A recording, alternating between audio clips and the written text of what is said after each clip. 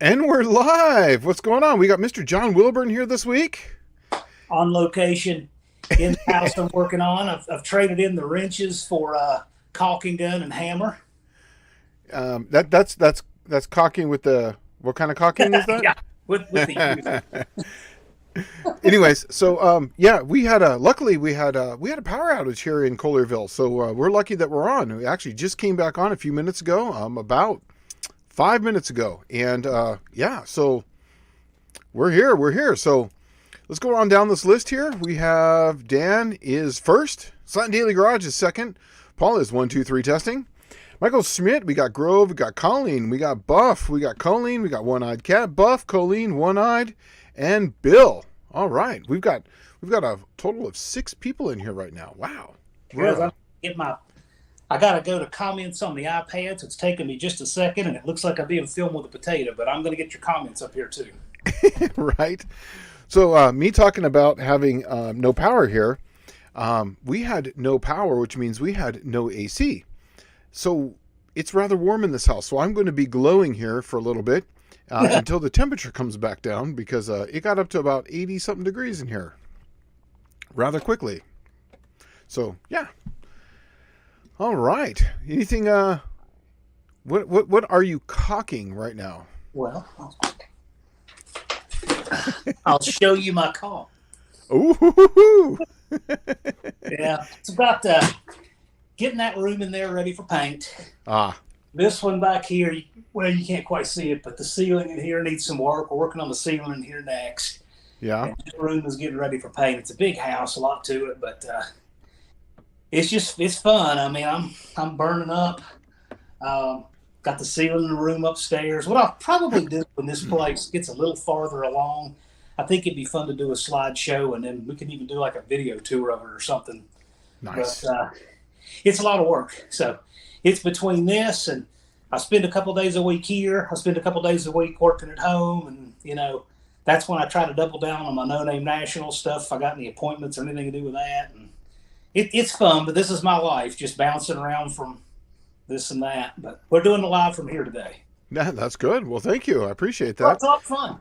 Yeah, so this week it's going to be Mr. John Wilburn, bringer of the No Name Nationals, and Dallas is a little indisposed of, but we'll see if he comes back next week. But until then, we got Mr. Wilburn. So, Mr. Competent Person, so I'm happy with that.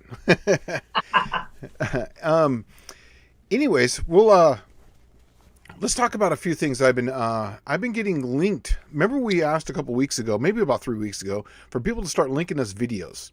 Yes. About stuff that's kind of going on, and pros and cons and whatnot. Now this guy does watch this show, so I can't call him out specifically.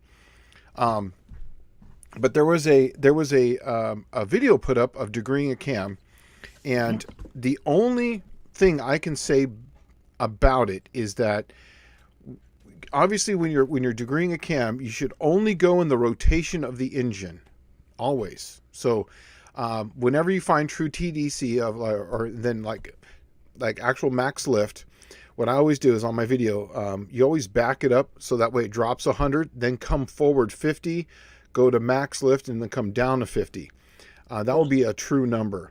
Well, to be specific, you can go backward and forward to make sure that you're not measuring any slop in the timing chain. Exactly. But you go forward to get your numbers to make sure you're not carrying that slop into your measurements. Exactly. It's a stack tolerance deal. Right. And so when I did that a few times way back when I was learning, stack tolerance was good for about, you can't really see that, but I put my 78 on there. Okay, 78. You should make it all orange, right? Right. Once you start having a stack tolerance, that's up to about 2 or 3 degrees. Plus, obviously, if it's a brand new chain, a brand new this, and a brand new that, you're not really going to notice much on that. But if you're going around TDC, especially, there's going to be a point where the piston really doesn't move and it's rocking. Obviously, I understand that you're measuring at the valve, but I mean at the lifter, but you're going to have a little bit of slop in there. Even if you have 2,000ths in the bearing. And I understand that you're going to have oil in there, so on and so forth, but you're going to have a lot of different stack tolerances going both directions. So to get rid of all that stuff, you're going to have to basically move things in one direction. And I did just get Mr. Muscle Car Solutions here. did just let me know that we have severe storms heading my way. So I'm going to check real quick because that could be why we had a power outage. And if we lose power, as soon as I come back on again, I will look. But it says, yeah, severe storm coming my way. Let's take a look here. Don't you love Tennessee? Don't you love the Mid-South? Yes. Especially when you get a big red alert like that right there. I'll take the weather. Yeah, right. Yeah, I'll take the weather over politics any days. It's gonna say you give up a dime in weather and pick up $1 in freedom. Right, right. While that's loading here, but yeah, I do have some thunderstorms. So if we lose power, I will come back on. So I apologize, but it just is what it is. We don't have a. If you lose power, I'll be over here miming because I'm using the tablet. Yeah. No, it'll be great. Yeah, it's saying about it should be hitting here in about 30 minutes or so. So yeah, we'll see what happens. But as far as moving on to the camshaft deal, I've done this a few times now. Especially when you're having a belt drive or a gear drive, is this really imperative because you're going to be on one side or this side of the lash of the teeth. You're going to have a movement of teeth like this.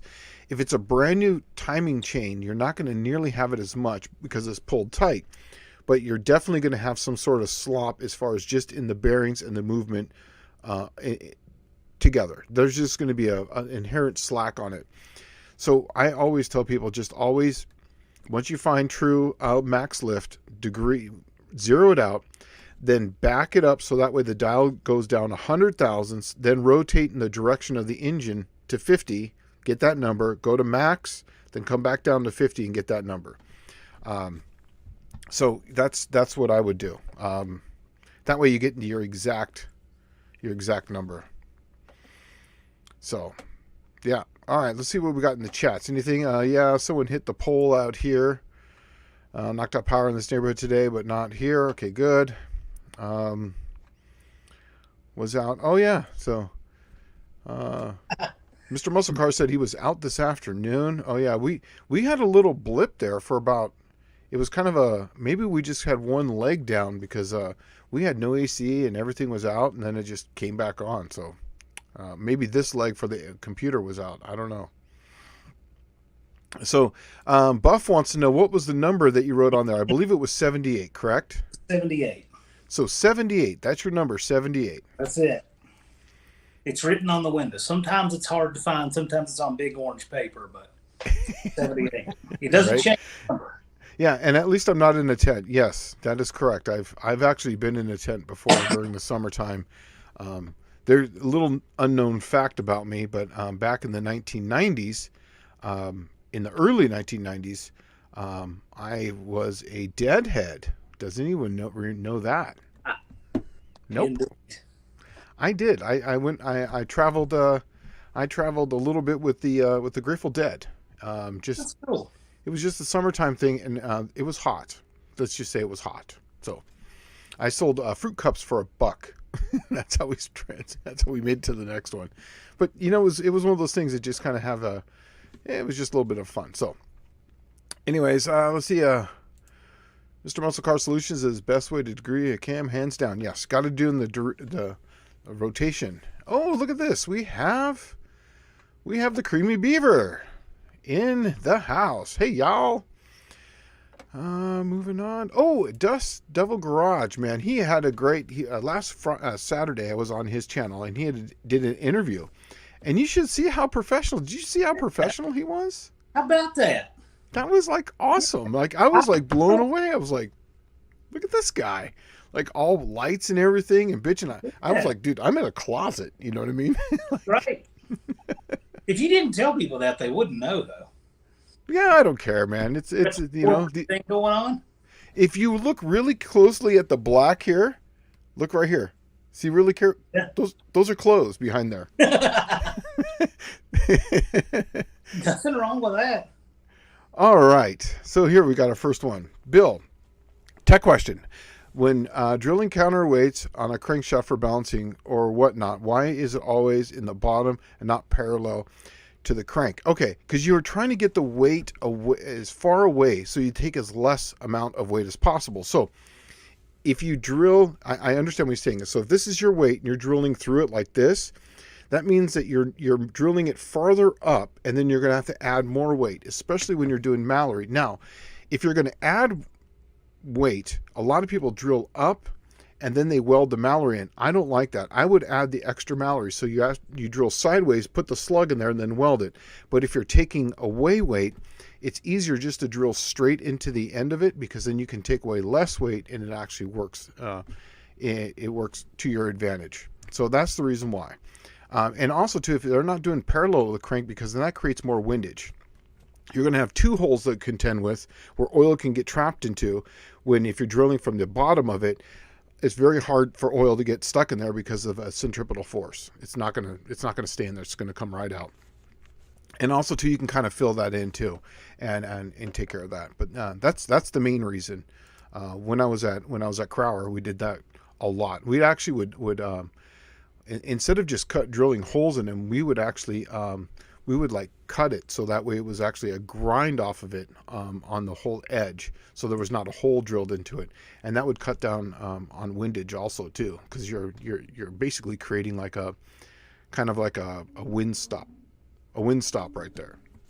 So anyways, yep, that's that. Oh, and what else we got here? Hey, MOPAR. And the right way is to do it, Axel. That's if you're adding weight. Yeah, I know what he's taking, what he's saying. But yes, and Bill, yes, it does make sense. Yeah, it's just, if you look at how some of these cranks are done, like on one of my Hemi cranks, it's literally drilled in there, and they sometimes do that from the factory. But you're dealing with 6,500 and under RPM. But once that RPM gets over that magical 6,500, once you get them to the 7,000 mark, that's when things really start to take effect. That's when windage becomes a problem. Then you have basically oil suspended in the air inside the block. Then you have air transferring from one piston to the next. That's what makes the new Gen 3 Hemi so great, is that it's basically kind of windows, so it can transfer air back and forth. And you can polish all that stuff up and pick up a lot of power that way. That's one of the benefits of late model stuff in general, is that it was cast and machined better. We're just worlds ahead with the stuff they make now over what they made in the 70s. If you just look at the castings and forgings, you're so much closer to begin with. Yeah. When you add Mallory straight up, isn't there more of a chance of flying out and cause carnage? Yes.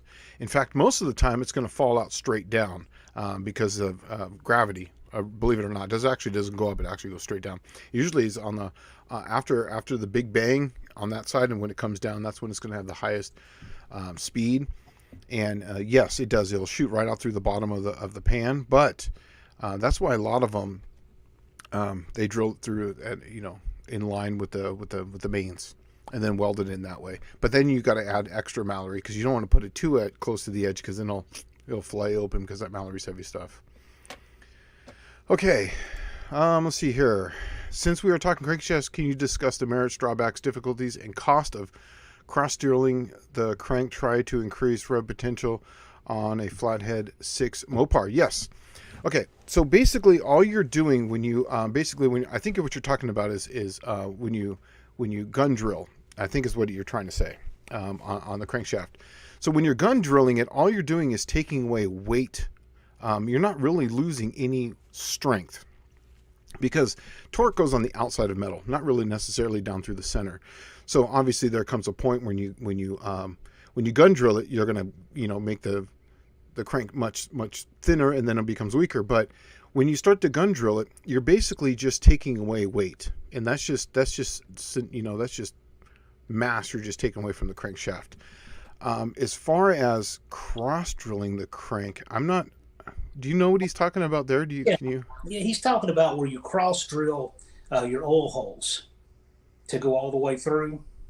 And I've read a tech article on this by David Rear one time, where he said he didn't like it, because he said, "Oh, you're crossing the center line." Yeah, because it's so many RPM. You're literally your centrifugal force is negating your oiling benefit. Okay, no, okay, that's what he's talking about, cross drilling. Yeah. Yeah, yeah, you never want to cross drill on the crankshaft. In fact, especially when you're drilling, if you can look at the value of a crankshaft. Okay, now this is going to go into another rabbit hole. Yeah, you cross drill it. Never do that. Also, too, there's another thing too. Is if you look at your crankshaft, some of these aftermarket crankshafts, you'll see that where it comes down on the main, they actually drill straight for a second, then they drill at an angle. And what you're doing there is you're going to that angle that goes over to the rod side from the main, you're going to cross over the center line if you drill down too far. And what's going to happen is that you're going to go. You want to stay on one side of the center line of the crankshaft or the other. This way, you're not forcing oil to go up and then back down. So you're not forcing it across over the force of it trying to push down. So that way, you're not, because it's not going to have constant oil pressure there. It's only going to be a time thing, or unless you have full groove main, it's not necessarily as much of an issue. But you want to try to get it to where it teardrops, has a bigger opening, and then also too it's a straight drill right on through. And that way, as it goes through, it's pulling the oil through, and it's picking up under pressure, and it's not going across the center line. It's a big deal, and that will help with rev potential. And that's why a lot of factory cranks have a hard time going over that magical 6,000, reliably. Now anything will do it, but reliably is a whole different deal. Anything do it once. Yeah, once or twice, and it will do it until the very last time it does it. But yeah, that's the whole thing. But when you're doing the crankshafts, is just look at the oiling of how it's done, and also to the timing. That's a whole different deal too, as far as how the oiling gets. The timing of the squirt. You just don't want to have the one pulse. That's why on the LSs and on the 6.4 Hemis they have that slot in the main. It goes across. So when the line comes up there, it's not just that it's in the groove of the oil, but it hits the high pressure oil for that quick second. And that's what puts that pressure down to the rods, which is, imperative that it gets there. So, oh yeah, and he says right here, yes, drilling oil passages. Yes, always drill the oil passageways. But here's the thing, is that if you're drilling an oil passageway to a main bearing that's bigger than the opening of the main bearing, you've done nothing. In fact, you've actually done something bad. So let's just say you have a 3/8 hole arbitrarily going down to the back of the bearing, but the bearing has only got a 5/16 hole. Now you have 80 pounds of oil pressure hitting the back of that bearing, but only 5/16 of it's going through. You do those two, you'll see how much percentage is actually pushing on the back of that bearing. And some of the early Hemis, the 5.7s, non-VVT, and the 6.1s, do not have this, where they have a slot in there for an extra oil groove. So a lot of people will drill those out, but they don't add an extra hole there. So after 80 pounds of oil pressure, it's going to push on that bearing and actually bend that bearing down a little bit. So it'll actually take up some of the slack, and you'll have a little bit of a problem there. That happens quite a bit with people running, like, say, over 80 pounds of oil pressure, and they don't let the oil warm up. That will actually happen. You ever heard of anything like that, or thought of that? I mean, it makes sense to me, but I've not heard of people. I mean, I've not personally seen anybody do that, where they drill it out and then they have a smaller size of the bearing. But it makes perfect sense. Yeah, it does. It really happened a lot on the Hemis when they had the 6.1s, and the 6.4s have got a big slot in there. Plus, kind of like the LSs. If you've seen an LS, how they have the saddle's got that kind of a V channel in there, and then they have the bearing that's associated with it. Where the 6.1s and the early 5.7s don't have that. The more common one I see is the oil hole in the bearing not lining up. Yeah. I see that. And again, that depends what side the misalignment is to, whether or not I even want to fool with it.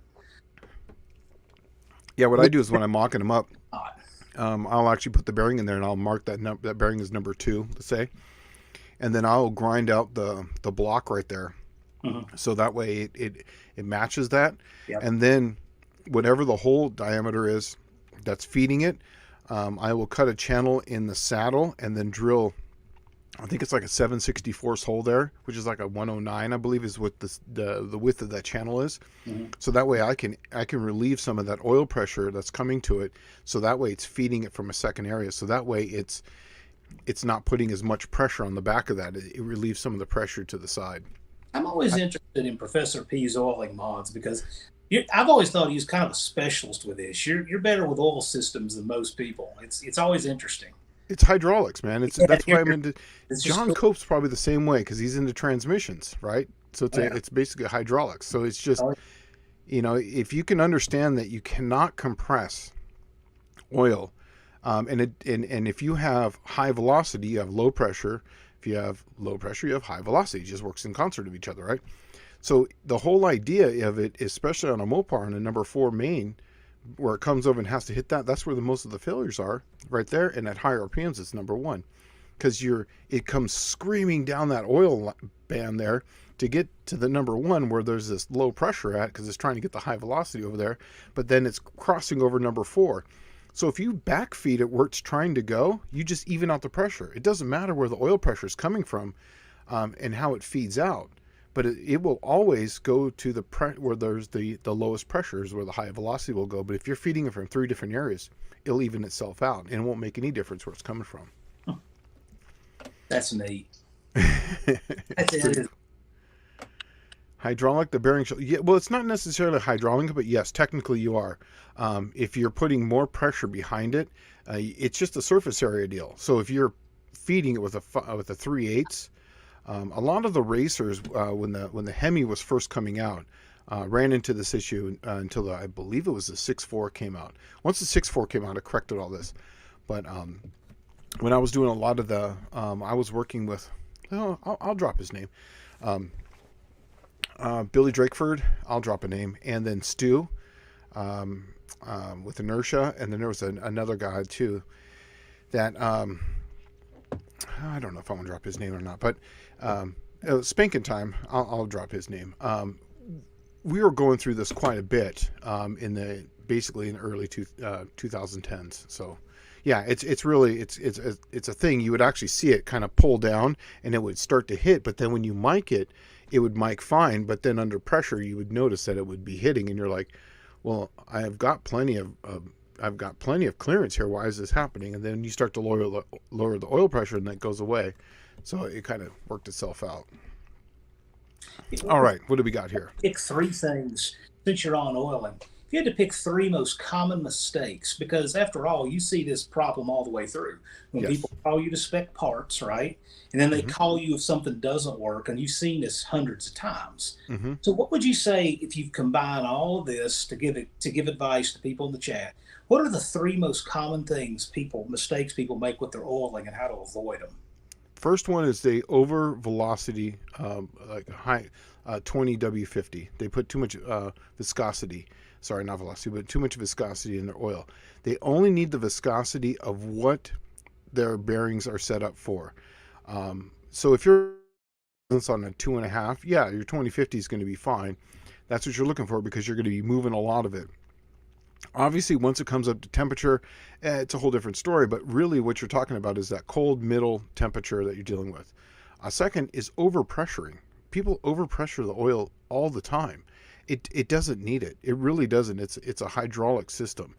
And if you have 60 pounds of oil pressure, and that a good rule of thumb is 10 pounds for every 1,000 RPM. But if you look at some of the NASCAR guys, they're only running 60, 65 pounds of oil pressure, and they're turning 9,000 RPM. But they're also feeding oil they're running a dry sump. But that's really the big thing. The next one is oil control. They pump more oil out of the pan than they actually have in the system, and that thing will go dry. And that's another one too. And another one too is not having the correct pickup depth.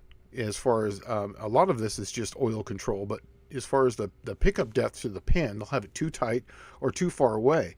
So they could have almost still another quart in the pan, but because they have, like, say, an inch from the bottom of the pan, they're already sucking it dry, and then they'll start to see the pressure fluctuate, and then they'll be like, yeah, the car ran great on the back door. Yeah, it's because you lost all your oil pressure, Yeah. It takes some power to make that, and all of a sudden it's gone. So Yeah, well, it's some expense, but they don't see the expense quite yet. yeah. Let's see here. Mostly all parts and rods. If that bowed bearing catches the crank surface, bad things are about to happen. Yes, and it does happen. It happened a lot. It really happened a lot. And I worked with a lot of guys when they were working with it and finding it. So yes. And actually, the correct one on this is PV equals NRT. So that's actually the real one. So that's the ideal law. So, but yes, I know exactly what you're saying. And let's see what he's going here. Twisted Mopar Garage, 5 and 6 bearing in a Mopar big block. Mopar last in the line to get oil. Why we run external line from the filter pump area to the back where pressure sensor, so it supplies the 5 and 6 mains first.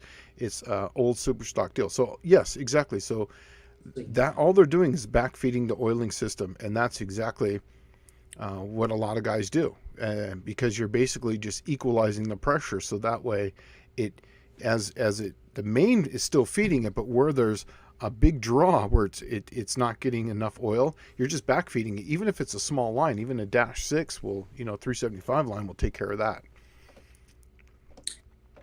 Happy Independence Day, raining slant 6 with a chance of cannonballs. Buck Del Campo has a good question here. Okay, let's see, here we go. We have a slant that's completely torn down. The cam bearings are bad. It seems like there's room inside the block to install bearings. Do we need a cam bearing tool, or is it another way? Yes, absolutely need a cam bearing tool. And you are right. There is plenty of room, but when you're torn down and you want to do this, there's actually a really bitchin' way to do this, because you should check to see if that main is drilled all the way from main to the oil galley that goes down.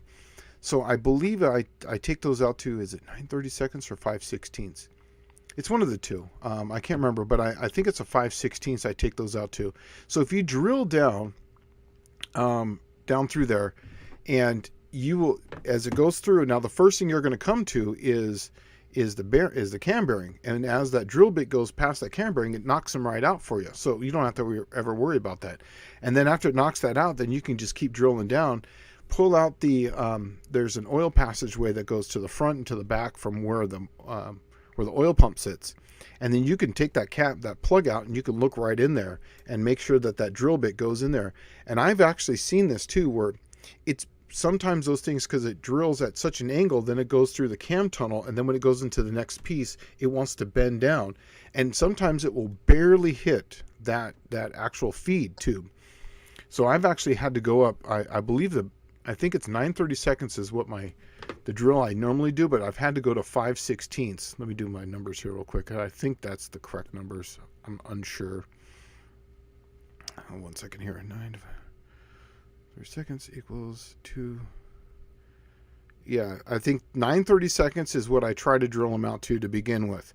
If it doesn't hit the oil passageway dead center to where it's only basically just kind of fish mouthing it, then at that point I do 5 divided by 16. Yes, and then I go to 5/16, which is 312. So that's how I do it.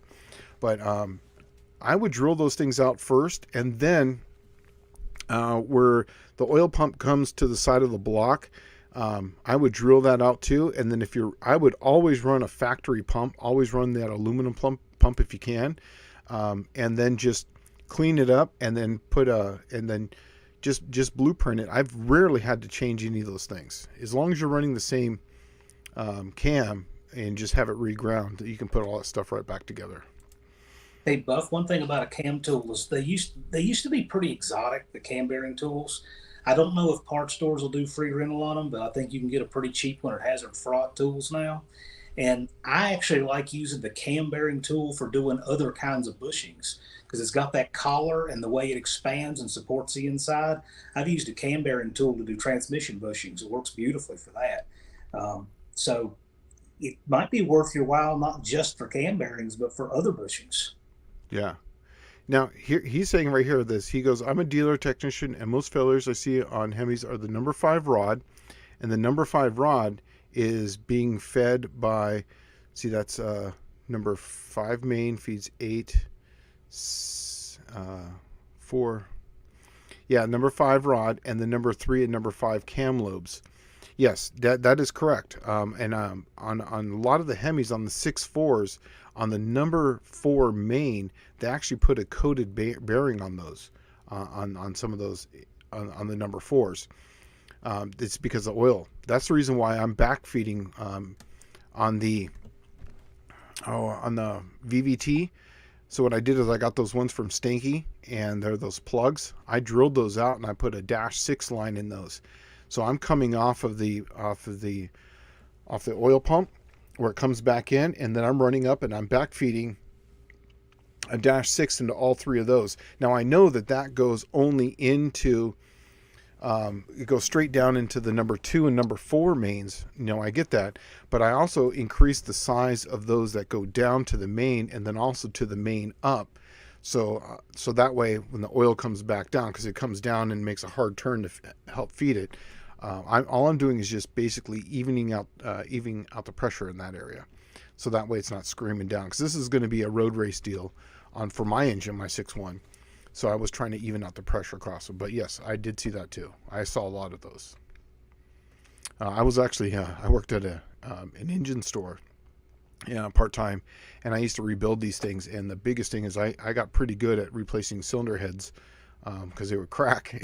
So I would have them 3 lined up right in front of me, and it would just be like, intake, intake, intake. And then it was, exhaust, exhaust, exhaust. And then just basically you do all 3 of them at the same time. So yeah. Am I missing one? I know I got a little behind here. Turbo Tom, is that because people are not changing the oil, or should wrong oil usage?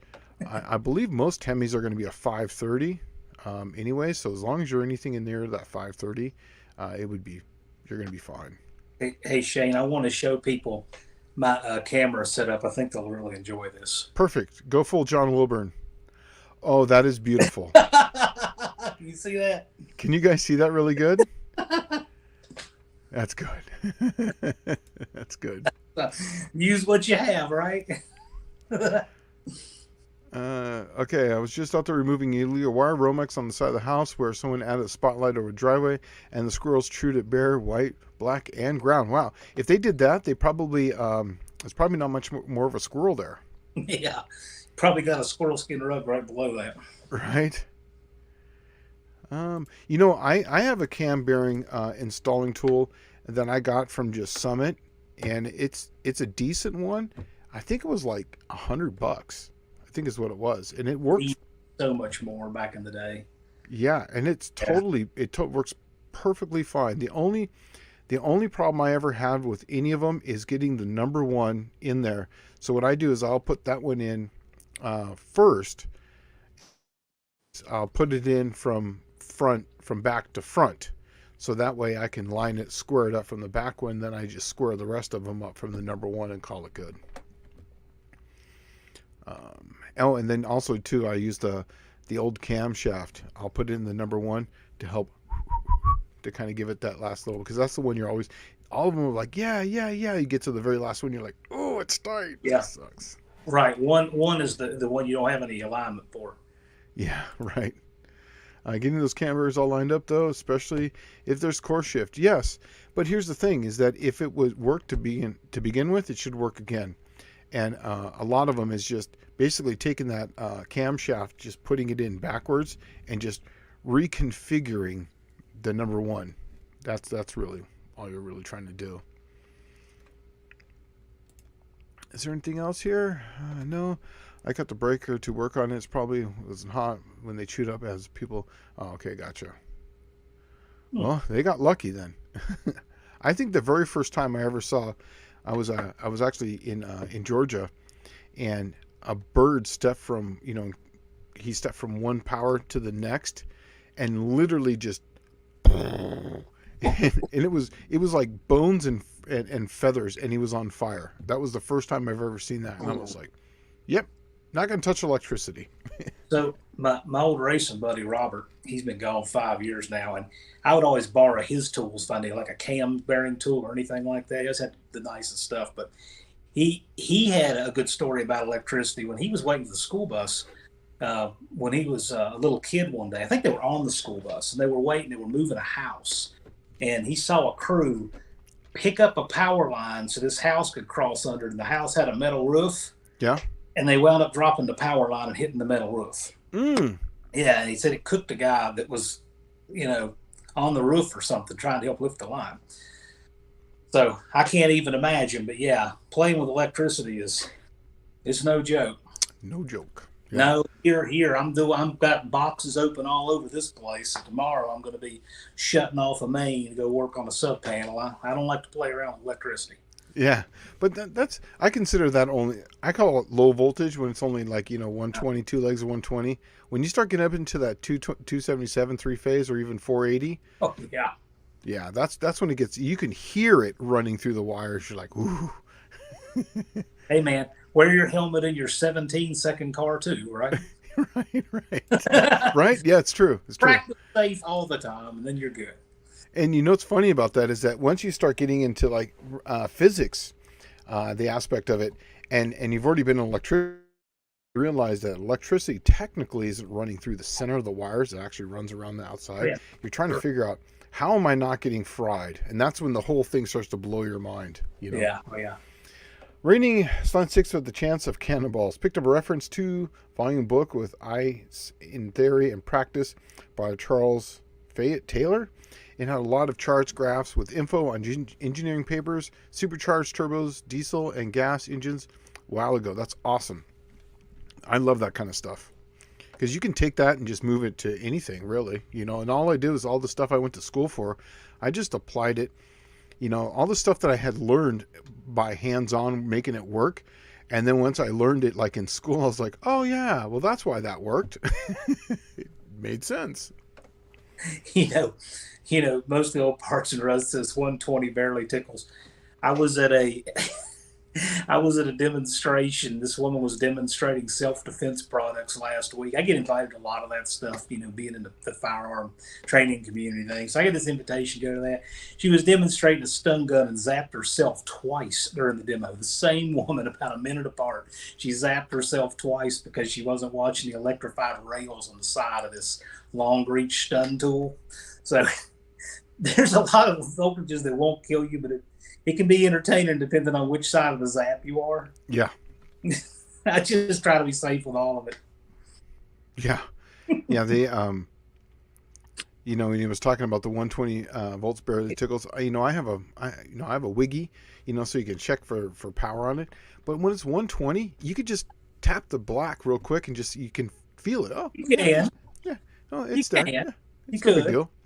It's like, it's a little better than coffee. It's not a big deal. You're like, yeah. You can put your grill in there, Shane, and just bite down on it too. I mean, you could do it. Right. Use various piercings, and test it. I mean, I'm sure there's a lot of ways to test. Yeah, and arc flash can get up to 35,000 degrees Fahrenheit. Crazy stuff. We had to do a safety course recently. Well, that's how you're arc welding. So yeah. Ooh. Yeah, it's hot. Have you ever played the game when you were younger or when you were older, where you took a number 2 pencil and see how close you can get it to a coil wire without jumping the gap? You ever played that before? I've never played that game. We did that. We did that years ago when I was in school. We hooked up a GM HEI distributor, and you had to use a coil. You had to use a plug wire because the coil was on the cap, and we would trigger the cap with a soldering iron just to make the coil trigger, and we would see how close we could get the pencil to that. We weren't using the wire. We had the cap. We'd see how close we could get the pencil to the terminal on the cap. You'd be surprised how far it'll jump. Oh yeah, especially in HEI. That was the shit back then, It was fun, but I'll tell you, after a few rounds of doing that, you would feel it after the fact, Oh yeah. I remember my first time I was hooking up an MSD 6AL box, and I got zapped with that thing. I spun it with my hand, and it zapped me, and it's a double spark, right? Man, it was like, ooh. Ooh. Yeah, it got me twice. That Dallas got tickled by the magneto he had something. Oh yeah, he was telling me about that. Yeah, that thing. We found out it works. He said it got him good. Oh yeah. A guy tried to sneak in the Charlie Daniels concert in Hara Arena like 40 years ago, and he got tangled some high voltage wires and lost both of his hands. Well, that sucks. Ouch. It was probably one of these, hey, well, hold my beer moments, probably. Probably. Dad had a, let's see what we got. Most oil parts of rust. Patrick says, Dad had an all metal Thor 3/4 drill. You could run it barefoot. It would light you up. You know, I had one of those. Lisa's grandpa had some really old like drill stuff, right? And when he passed away, I got a lot of his stuff. And one of his drills was literally a 2-prong drill, right? And it was a metal case, and it had a screw-in metal handle that you could hold on to it while you could go into the side. So everything was metal on this thing. I plugged that thing into the wall. I picked it up, and I didn't even push on the button, and that thing lit me up. And so I took it apart looking for a draw on it. Every time I could wear it with gloves, and if I had gloves, I could use it because I didn't want to get rid of it. If I had gloves, I could use it, but when I let off of it, it would have all this electricity, and it would arc through my gloves. And I was just like, finally, I was like, I just can't use this thing, man. It just lit me up every single time. All right. It is fun to mix these fun electricity stories in with hardcore tech, because a lot of the tech we learn, this kind of stuff accompanies it, so it actually does go somewhere. Yeah, exactly. Yeah. Radius on 6 with the chance of cannonball. Shane, since you're the professor. Oh, man. When it starts off like this, look, I didn't give myself that name. Someone else gave that to me, so I just ran with it. Was it Dallas or I? It was Dallas. It was actually Dallas. I couldn't remember from now, but yeah. Yeah, he didn't want to use my name just in case for whatever reason, right? Okay. So he called, because my last name's Polito, so he gave me Professor P. I remember that now. I couldn't remember where. We've called you that forever. I couldn't remember. Yeah. It says, I was wondering if you knew of a good source of a formula that would take oil viscosity, bearing clearance, oil temp, and figure out oil pressure at various points through the oil system. No, there's really, I mean, if there is, someone probably has it. Do I know of one? No. But basically what I'm doing on a bearing clearance is I know I want to factor in oil temperature. So you figure 220 degrees of oil, temperature. Then you get your oil viscosity, whatever it's going to be as far as like, it's going to protect like a 50 weight. And then you have your specific gravity. Oh man, I'm going to go really deep on this one. Then you have your specific gravity. What's that? That's what Wednesdays are for. Yeah, right. Go for it. And then once you get your specific gravity, then you can find out how much flow you can have on it. Now, that's going to be a PV equals nRT type of deal. So pressure volume equals and then you're going to have to get your moles, your constant, and then your temperature, and that will tell you what your pressure can be at that point. So, and then you have to factor in the weight of the oil depending on how big say you have a 3/8 is going to flow differently than say a 5/16, because you're going to have a little bit more pressure behind it on a 5/16 than you would be a 3/8, but then you're going to have more weight for a 3/8 than you would have a 5/16. So you got to figure out that kind of like volts, amps, and ohms. Okay, so it works about the same way. There's no formula for that, but basically if you know what your oil temperature is going to be, if it's a drag car, I always tend to go a little bit on the lighter side of viscosity, for one reason: there's just not ever really any heat in the engine. You basically start it up, the oil gets up to temperature of like say 180 degrees barely, but probably about 210, but when you're going down the track it's about 180, so that's what you really want to figure, because that's where you're going to be making the most torque.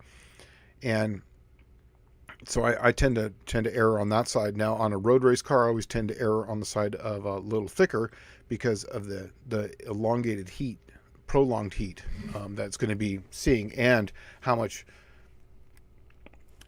wear it's going to be as far as once it's hitting temperature for how long. So you know what? I'll see if I can find something on this. Next week I'll see if I can find something out on this. I am friends with a really good person who knows a lot of this stuff, so I'll ask him if there is an actual formula where you can plug and chug type of thing. And I don't know, did anyone check Wallace Racing? Do they have anything like that? Probably not.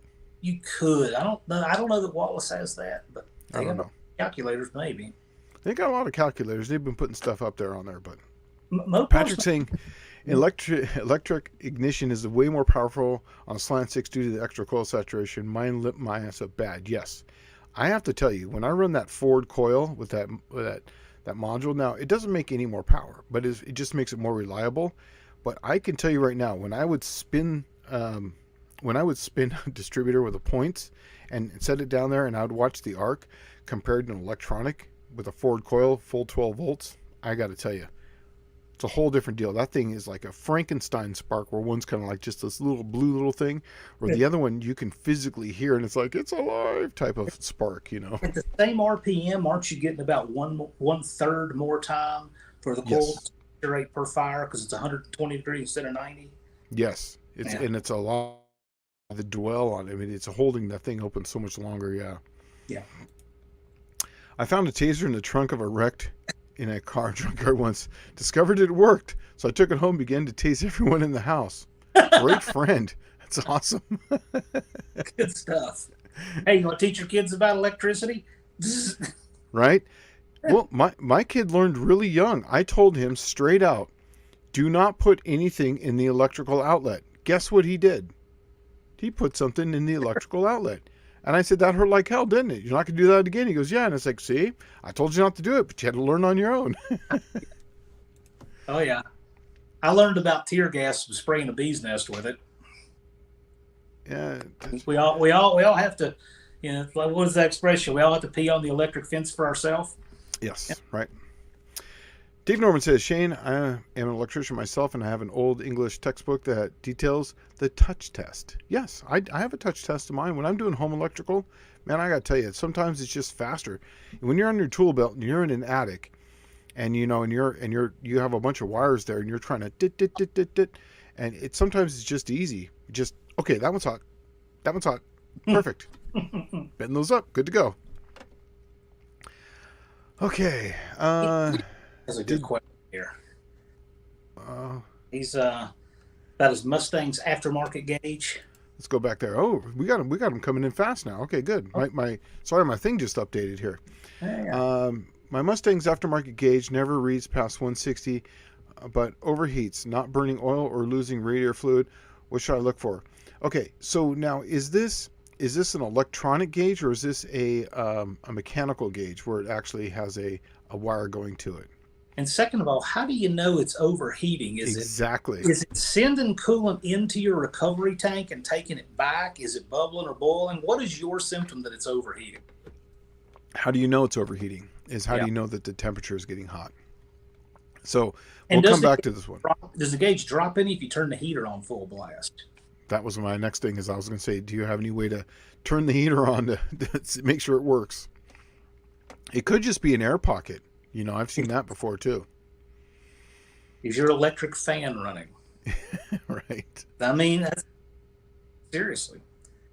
And if your fan if it's not running, turn the air conditioner on and see if the fan starts running and the gauge drops. Yeah, and I was just going to, exactly what Patrick's saying here, is just go down and get yourself a heat gun. I know a lot of people just condemn the Harbor Freight ones, but I got to tell you, there's,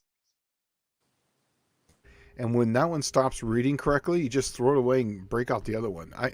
On half price, you get those little coupons, right? Little coupons that they send out, yeah, and you can pick them up for $7. So right, why not? If just they got any cheaper, they'd be paying you to come get stuff out of their store, right?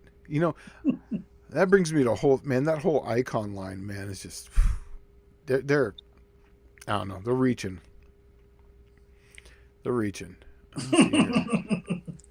I learned that. I would call it an icon. I mean, kind of like when people use the word epic, Right. Okay, so here. He's saying, I was thinking that oil pressure would be less at top of rockers due to head pressure loss on all the mains and band bearing leakage upstream or before it makes it to the top of the engine.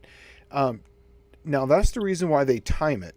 And that's why a lot of the engines that go to the rocker shafts will have a timing. Like, say, they'll actually have like a hole drilled into the camshaft. So only for like 25 degrees of crank rotation, not cam, but crank rotation, the cam will line up and it'll actually squirt oil. So that way it's getting this pressure pulse of oil. They solved a lot of those by just cutting down the holes, like on the Gen 3 Hemis. They use the head gasket as the oiling. They have a tiny little hole in there, so it's getting high constant pressure oil there, but it just drops it way down. But as far as that goes, you're cutting down the pressure on those just by timing the oiling. Now on the hydraulic ones, the hydraulic lifters, you're going to have constant pressure going to those. But how they're timing those, once again, is oil hole size. So you're going up through this a push rod, plus it's going through the very tiny hole of a lifter, going up to the rocker, which has a tiny hole also. So yeah, you're going to have a little bit of drop there. But when I was working at another cam company, we used to put these things called HIPPO oiling in the lifters, and it was good for about 1.5 pounds to 2 pounds of oil pressure drop in the system. But you're talking about a 20 thousandths hole times up by 16, and that's how little it takes to that's how little pressure drop it is for that big of a hole. So if you take a 20 thousandths hole, get the area of that, then multiply that by 16. Now obviously it's not the same as one big hole if you were to do that, because you know that you're going to have a boundary effect on the sides and whatnot. But you know, you can see that it doesn't really take, it really doesn't drop all that much, especially if you're feeding with a 1/2 inch hole. It's going to be but yeah. Okay, did I miss one here? Well, here's a follow-up to Mopar's Mustangs and minivans. Car shuts down after about 10 to 15 minutes of driving. The electric fan is rigged to run all the time. Not my doing. The gauge does not drop with heat on. Have you tried being very, very careful here with it warmed up and up to temperature?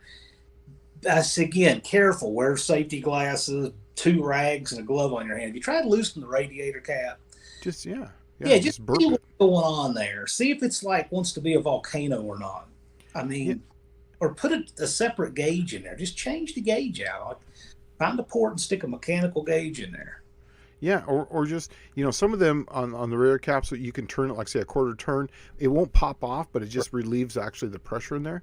Try to warm it up with it like that. You'll know right off the bat if you're having an issue or not, because if it's like say a head gasket where you're putting pressure in there and it's just putting hot pressure in there, you'll start it up and that thing will pressurize instantly.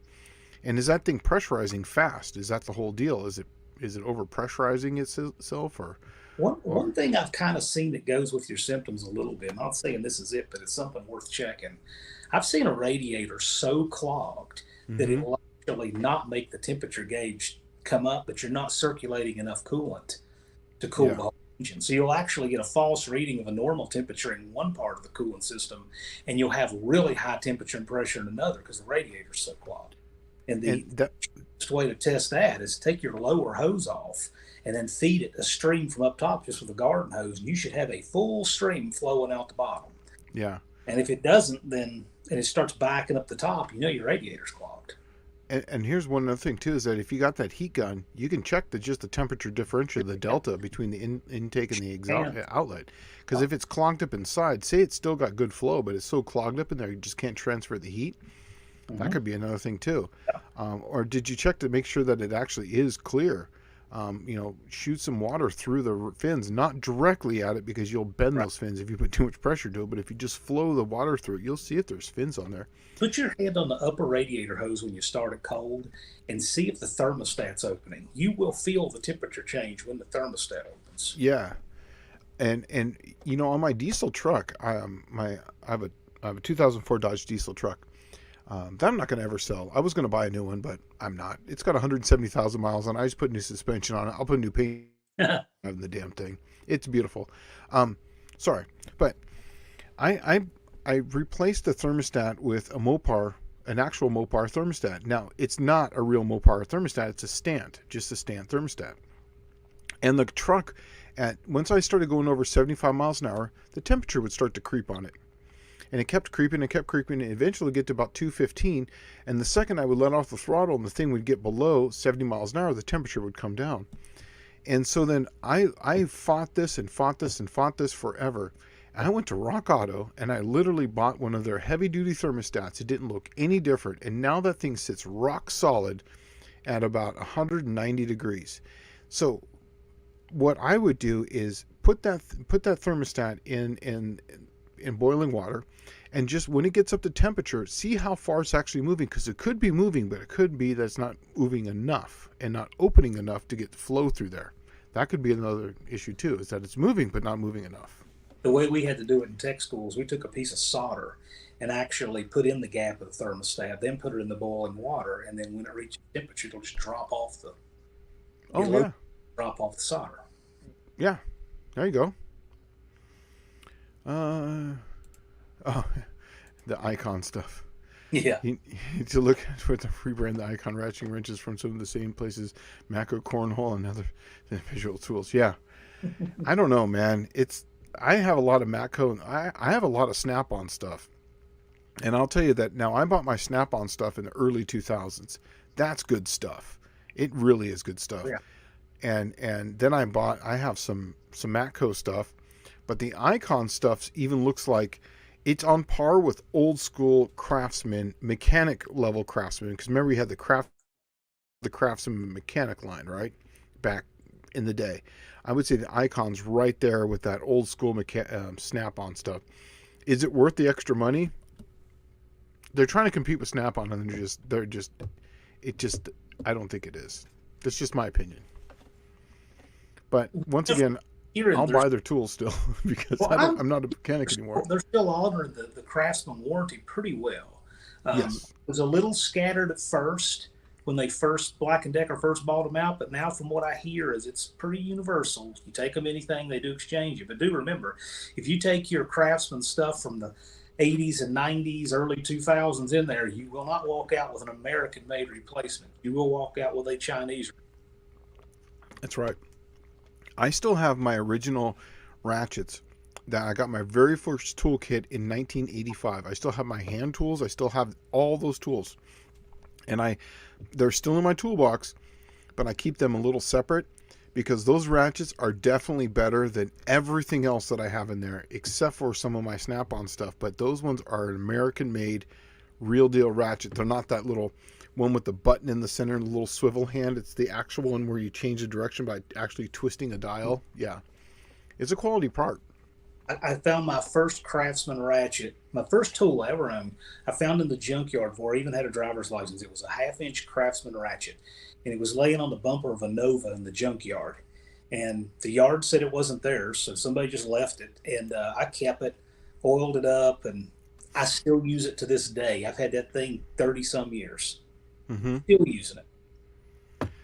So Mopar Man 1978 says, how about a fairly new 318 engine running on Rotella 1540 with a Wix 51515 oil filter has a tick the first few seconds when starting up after sitting a day or two? Normal? Yes, especially in 90 degrees outside temperatures, still completely normal. And what's happening is that the way the lifters are, especially on the newer lifters, is they're going to bleed down. That spring pressure will actually push all that oil out of there, and I'll just bypass that check valve inside that lifter. So when you start it up, and this is another reason why I tell people all the time to put set up your lifter so it's 20 thousandths off the bottom instead of 20 thousandths of barely preload, because that tick you're hearing is the 100 thousandths of lifter clearance that have just now bled down. So you're going to hear that clackety clack clack clack clack clack clack clack clack, and it takes a while for that to pump up against the spring pressure, because it only has on the base circle when it's to fill up that low pressure chamber, because when it goes over the nose it squeezes out a little bit, so it fills up, squeeze out, so it's like 2 steps forward, 1 step back, and that's how it fills it back up. If you did them the other way, then yes. What I would do personally is I would try to find a thinner winter weight with a 40 weight, so like a 1040. I understand that you're running the Rotella 1540. I get that. I still do that in a lot of mine, but if you can find a 1040, so that way it'll get there a little faster, but still have the 40 weight as far as the protection at temperature, that's what I would do. But yes, 100% normal, and that's the problem with high. If you set them up the way that most people set them up, you've seen that problem too, right? Put that in the category of things I have never worried about. exactly. It only is a problem if you. Oh, did you guys hear that? What was The storm is here. death rattle? The so the check engine light has been on in my CRV since April of 2016. Uh-huh. It came on right after I got it. I'm assuming he cleared the codes just for me to take a look at and test drive. Okay. Perfect. Thanks, Right. buddy. Thank you. That light has been on ever since then, and it's been on for 200,000 miles, and I have never cared. Gets 30 miles the gallon, never misfires, runs great. Right. My friend will worry about a check engine light to the point of giving himself a hemorrhage. So there are things I just don't worry about, and lifter tick to me is in that same category. Yeah. Basically, if it's ticking and it's going away, that means it's still got oil pressure. You're good to go. Let it go. I have a sway bar bushing that's making a bunch of racket on the CRV. It's an Yeah. actually an inlink style. Hmm. I will change that one of these days whenever it's most convenient to me. If it was a tie rod, I'd change it immediately. Yeah. So there are things that to me go in the category of things to be concerned about and things that I just, and the Don't lift care. tick one goes, yeah. Yeah. All right. Here's actually a really considering the oil pan limitations of the Slant Six. Is there a possible dry sump system that can be made to work relatively easy, or do you recommend a street strip car? Okay, Hmm. dude, you can put. In fact, I can't tell you who I'm already working with this on, but they're actually building it currently right now, and it's a really simple deal because on a Slant Six, the way the oil goes in, it feeds on the side of the block, and it feeds both directions, and you can pick it up relatively easy from the bottom of the pan. So it's a really simple deal. You can put just an extended sump on it, so you can do an external pump, and then so it's still a wet sump system, or you could even do a dry sump on it, but you can just do a wet sump and have an external pickup and an external pump. And so you can have two pickups and then two feeds. So where you can feed one will go to the mains, and then you can run another one that goes to the top. Just, hypothetically, if you wanted to do something like that. Also, too, you could backfeed it to the back of the block. So you can feed it into the center. In the back is where I always drill it out and put in a pressure gauge. I take it off of the oil pump and put it actually in the block, so that way I know what the actual pressure is at the very farthest away. And you can backfeed it there. So yeah, it's a really simple deal. And there's people doing it right now, and it's really a cool deal. So yes, really simple deal. Anyways, okay. I like the comment here about, well, go back to rating Slant Six with a chance of cannonballs. But I like Big Block 402's comment while we're talking about thermostats. He drills an 1/8 hole in every thermostat he installs. Yes. Drill 3 little ones depending on the car and application because you'll Mhm. still get up to temperature. It'll just take longer, but it'll also take longer to overheat. Yes. The reason I like to do it, you're just changing the time it takes to get to temperature. Yeah. Direction. Yeah. I typically drill. This is just me. I drill a 60 thousandths hole at the top. That's just to help bleed it. And Have on that. my slants. Most that? I put in already have that now. Yeah, but they'll have like a check ball in there, and so I'll take that check ball out, so that way that's the hole. Mhm. And what I do that for is just like you said, just to bleed it off. But I want my Slant Six to get to temperature as fast as possible because I was trying to go for mileage, so I wanted that thing 180 degrees as fast as possible. Makes sense. Rating Slant Six with a chance of cannonballs. I've seen where the water pump won't leak out. The weep hole pumps fins fine, no bad bearings, noise. When you remove the pump, you find a plastic impeller designed from pump shaft. Yes, there's a lot of these. In fact, on a lot of the 5.9 Cummings, whenever you put a brand new pump in them, it will tell you right in the box. This thing's gonna leak coolant for a little while until it stops, and it doesn't tell you a time frame. It just tells you, yeah, it'll leak until it stops. I love that. Right? It'll leak until you take it off. Yeah. That could be anything. Yeah. So, and then I did this for a while on mine. I went and bought an 09 and up 5.9. They have a 9 blade on those. So I was thinking, oh, more flow, more this, more that. I noticed that it didn't really do anything. And I was thinking the same thing. I went back to a factory pump, and it still was the exact same. Because I was trying this until I found out it was the actual thermostat. Once I put the thermostat in, I said, well, let's test my theory again. So I put the 9 vein back in there because I had it. You know, it was a later pump. It was an aluminum thing, and I put it in there, and it didn't make any difference. It ran 190 degrees, 190 degrees, and I was just like, yeah. So I went back to the cast iron one because I did notice the aluminum one, at least in my engine, didn't nearly last as long.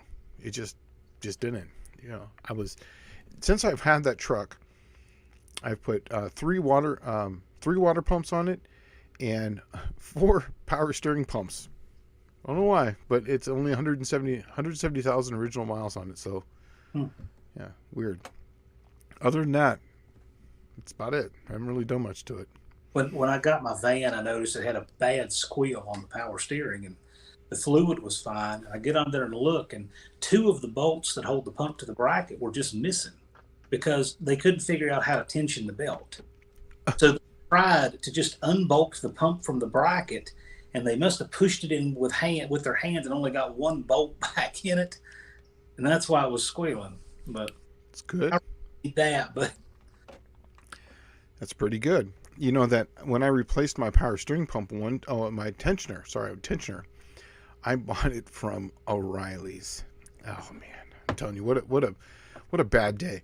I just didn't even look at it. I just was like, oh, okay, tensioner. Yeah. Now, if you ever put one on a 5.9 Cummins, it's a pain in the ass. And I put it on, and I just was like, man, you know when you put tension on the belt, you know, on the tensioner, and you put the belt on there and you release the tension. Yeah. You normally would, if you start over here and you put the tension on it and you put the belt on it, you would expect it to end up somewhere right here, right? Right. It went back to almost to where it was. Oh. And I started the car, and as soon as I turned the AC on, the thing was squealing. Come to find out, the diameter of that pulley was almost like 1/2 inch in diameter different. Oh. And so it put it in a different tensioner area, and it just didn't work. It was a pain in the ass. It's stuff like that. They probably made that to sell to people who don't know where the tensioner bolt is and just pry the belt up on there.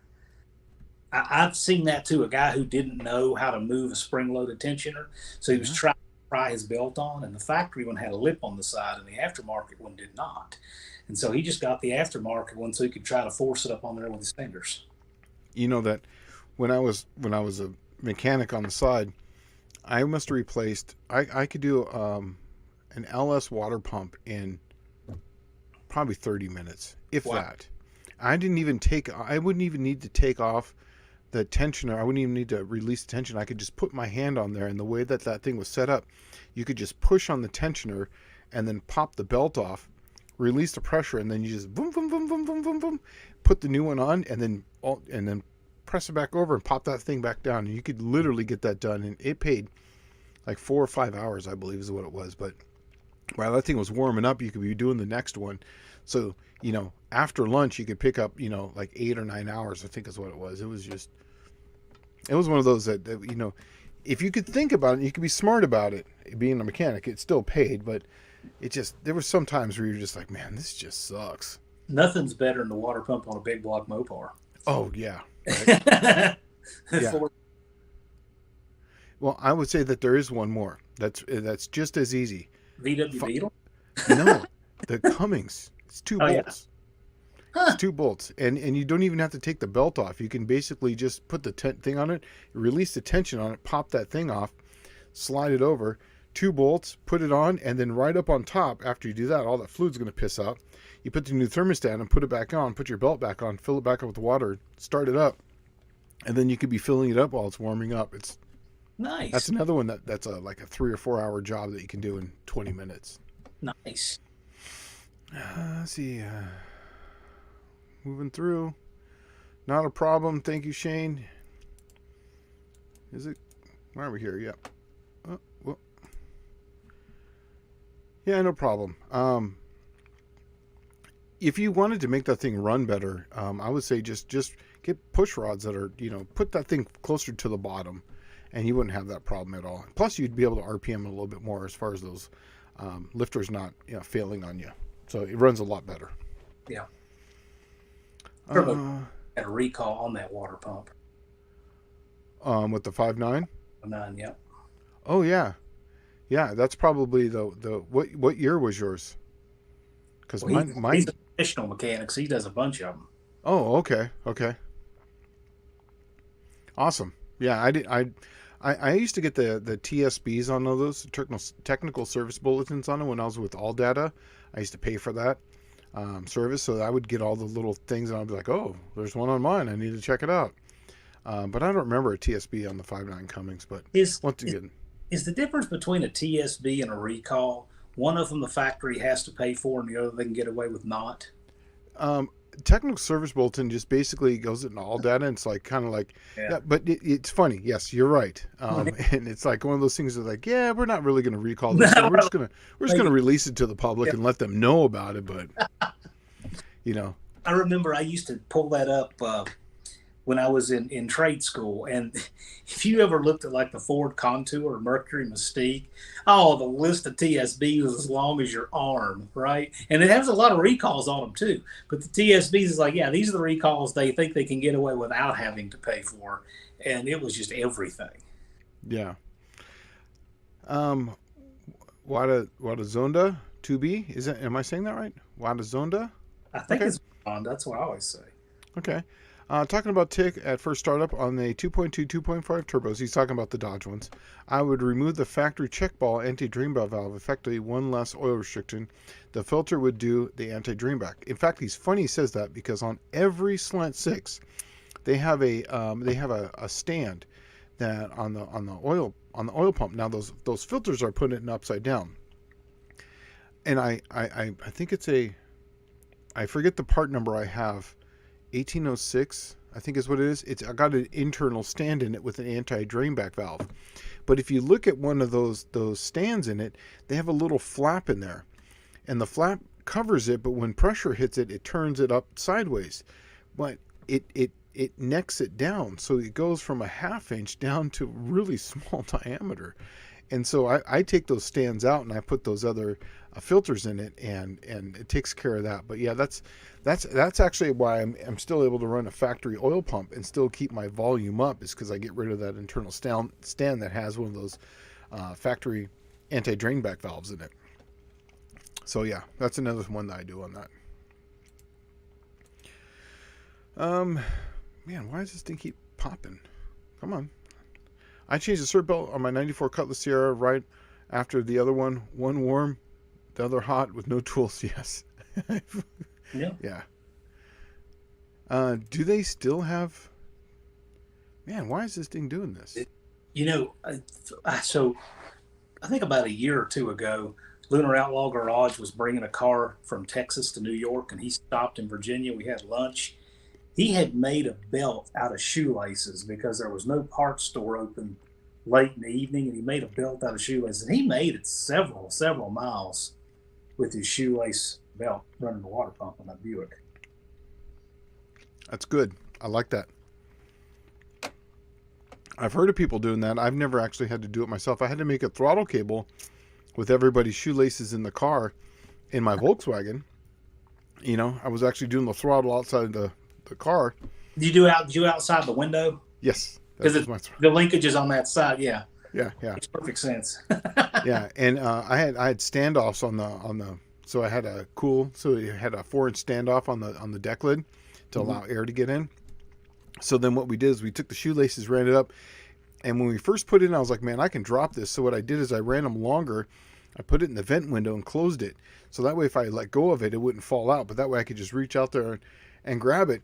And then also too, if we drove past a cop, I could just drop it real quick, and you'd be none the wiser. You wouldn't see me. Did you make a little loop to put on the vent windows, that little chrome piece to have cruise control? No, no. But it's funny you say that though, because what I did is once I found the happy medium, I opened the vent window and then closed the vent window and then locked it right there. And then that was my cruise control.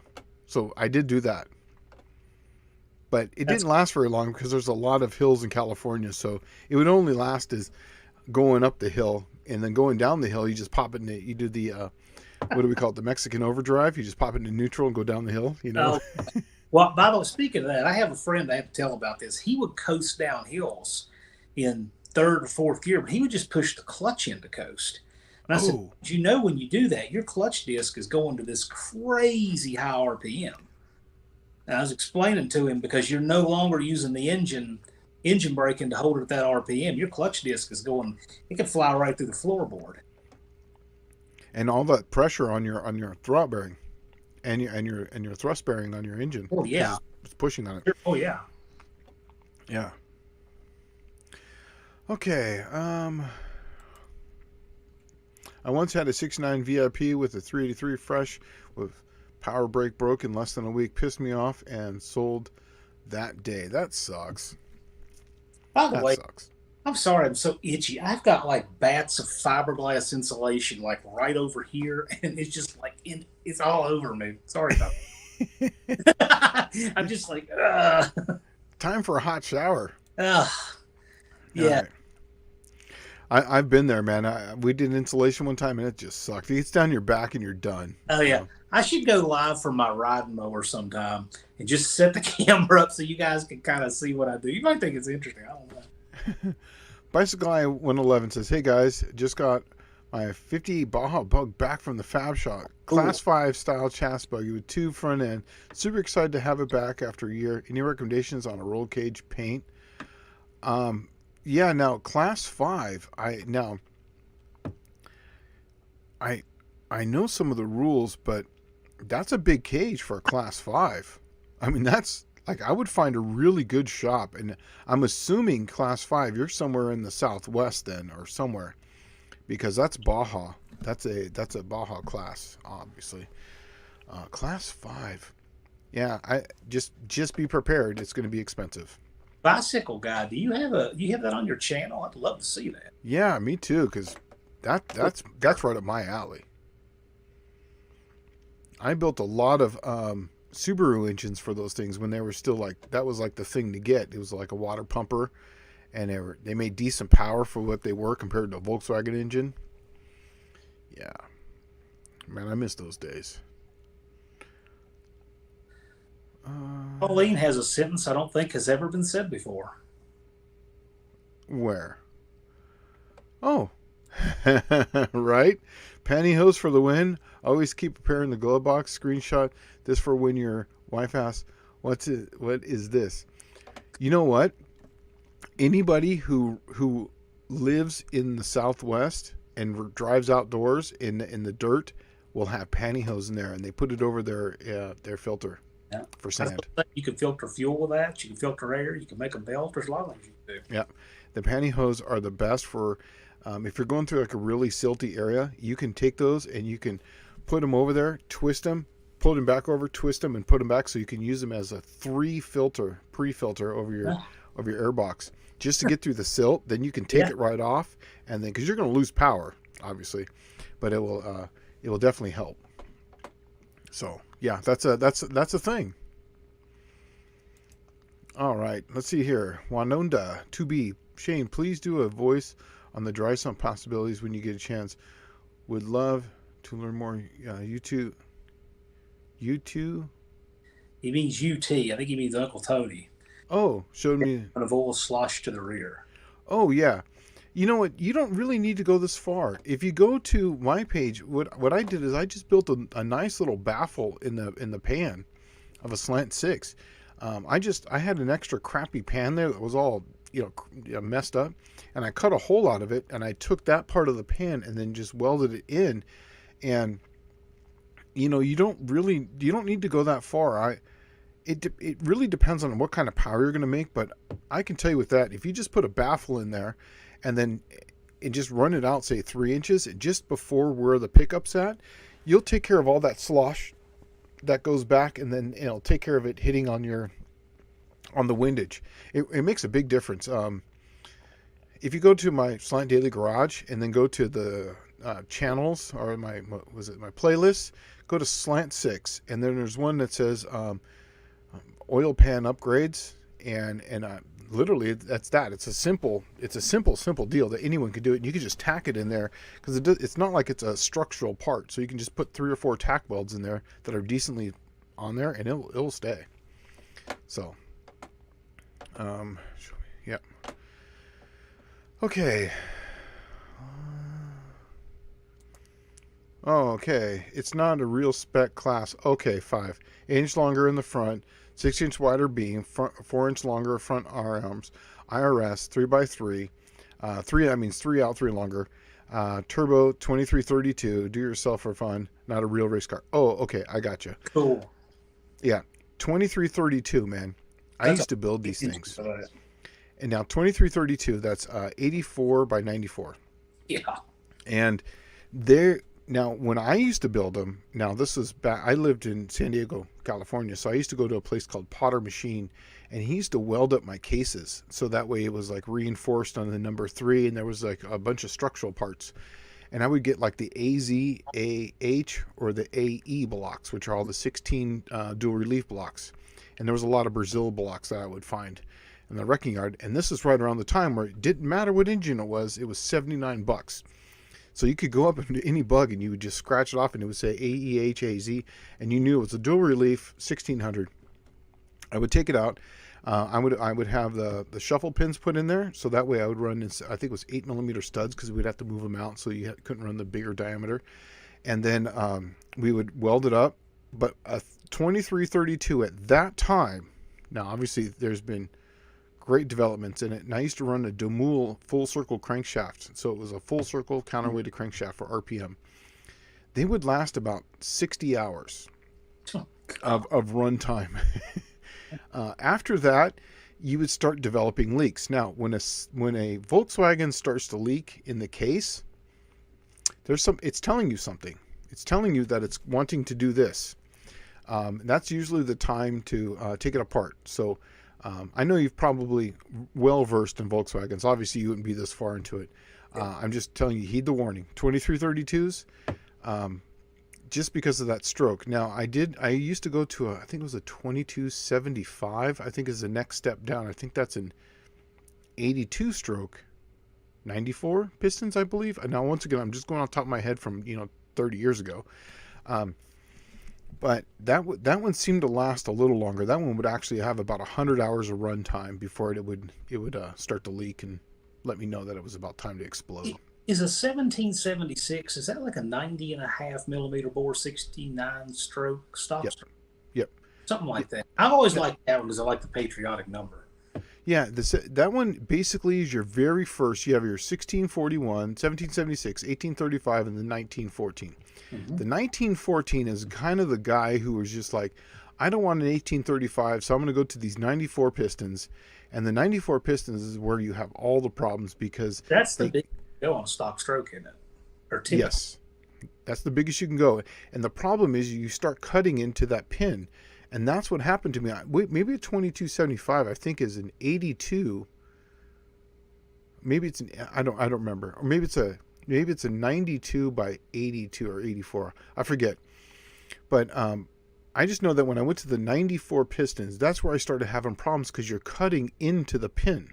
That's the press pin, and you can't run the big diameter studs. So then you have an 8mm stud, and if you don't cut into the pins, you can cut them and relocate them. But then the pin kind of does this like little curve. So there was no free lunch on that. It sucked.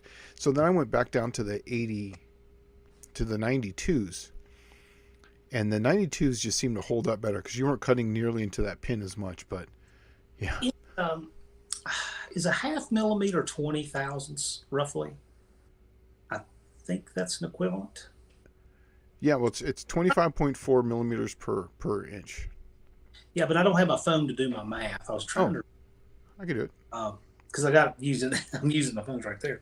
But I was trying to do the math on that, thinking how big of an overbore going from what is factory 87 and a half. So you want 20 thousandths? What's that in millimeters? Yeah. So what's a factory bore on one of those? 87 and a half. Yes. And then you go up to 94. Okay, so the difference in that is 5.5 millimeters, right? How many thousandths is that? 5.5 millimeters. I'll tell you. Yeah. So 5.5, and then you basically divide that by 25.4. That's 216 thousandths. So it's basically 217 because it's 216.5. massive freaking overbore on Yes. two halves of an aluminum beer can. Oh, And it's three metals: magnesium and aluminum. You know. yeah. Oh, yeah. Yeah, I love Volkswagen Beetles. I'm all about it. Yeah. My brother. Did I tell you my brother got a '69 Bug? Did I tell you that last week Huh? or no? Huh. Dude, he Yeah. got a '69 Volkswagen Bug again, and it's all stock, and it's from California, and it's just like what we used to buy back in the day for 500 bucks. You know what I mean? Oh, This one cost him, an extra zero. It's $5,000, but still, he sent me some pictures of it, and I'm like, dude, it's 1990 all over again. yeah. Yeah. They're So hard. Jonathan Couchy, so Most people didn't put those cars away nice, but no. you never know. There could potentially be some Volkswagen content on the horizon. You never know. Oh yeah. In fact, I think it might actually end up over here sometime too. He was like, because we used to do the cut and turned front ends on those, but he wants to retain the ride quality. And I said, well, it's a ball joint front end, so why don't you just get the 3-inch drop spindles? Yeah. He's like, well, I don't know how to do it. I was like, dude, It's drive simple. it here.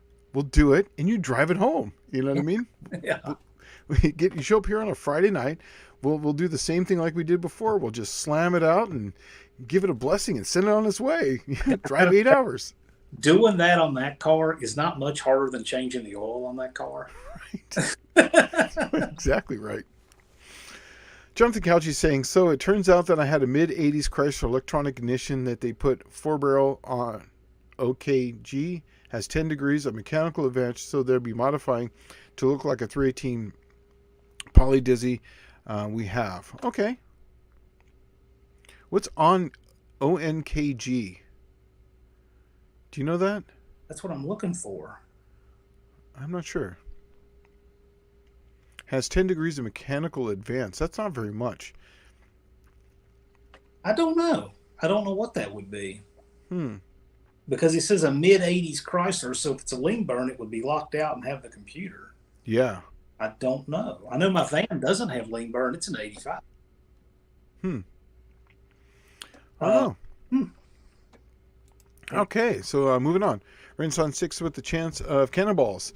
Thinking since most engine wear happens on startup, if I provide a static oil pressure till engine rotation up to 10 bearing surface per feet minute to get out the boundary and into a fixed lube film. Yeah, so you could just do that with a I have one. I can't even think of it. An accumulator. Yeah.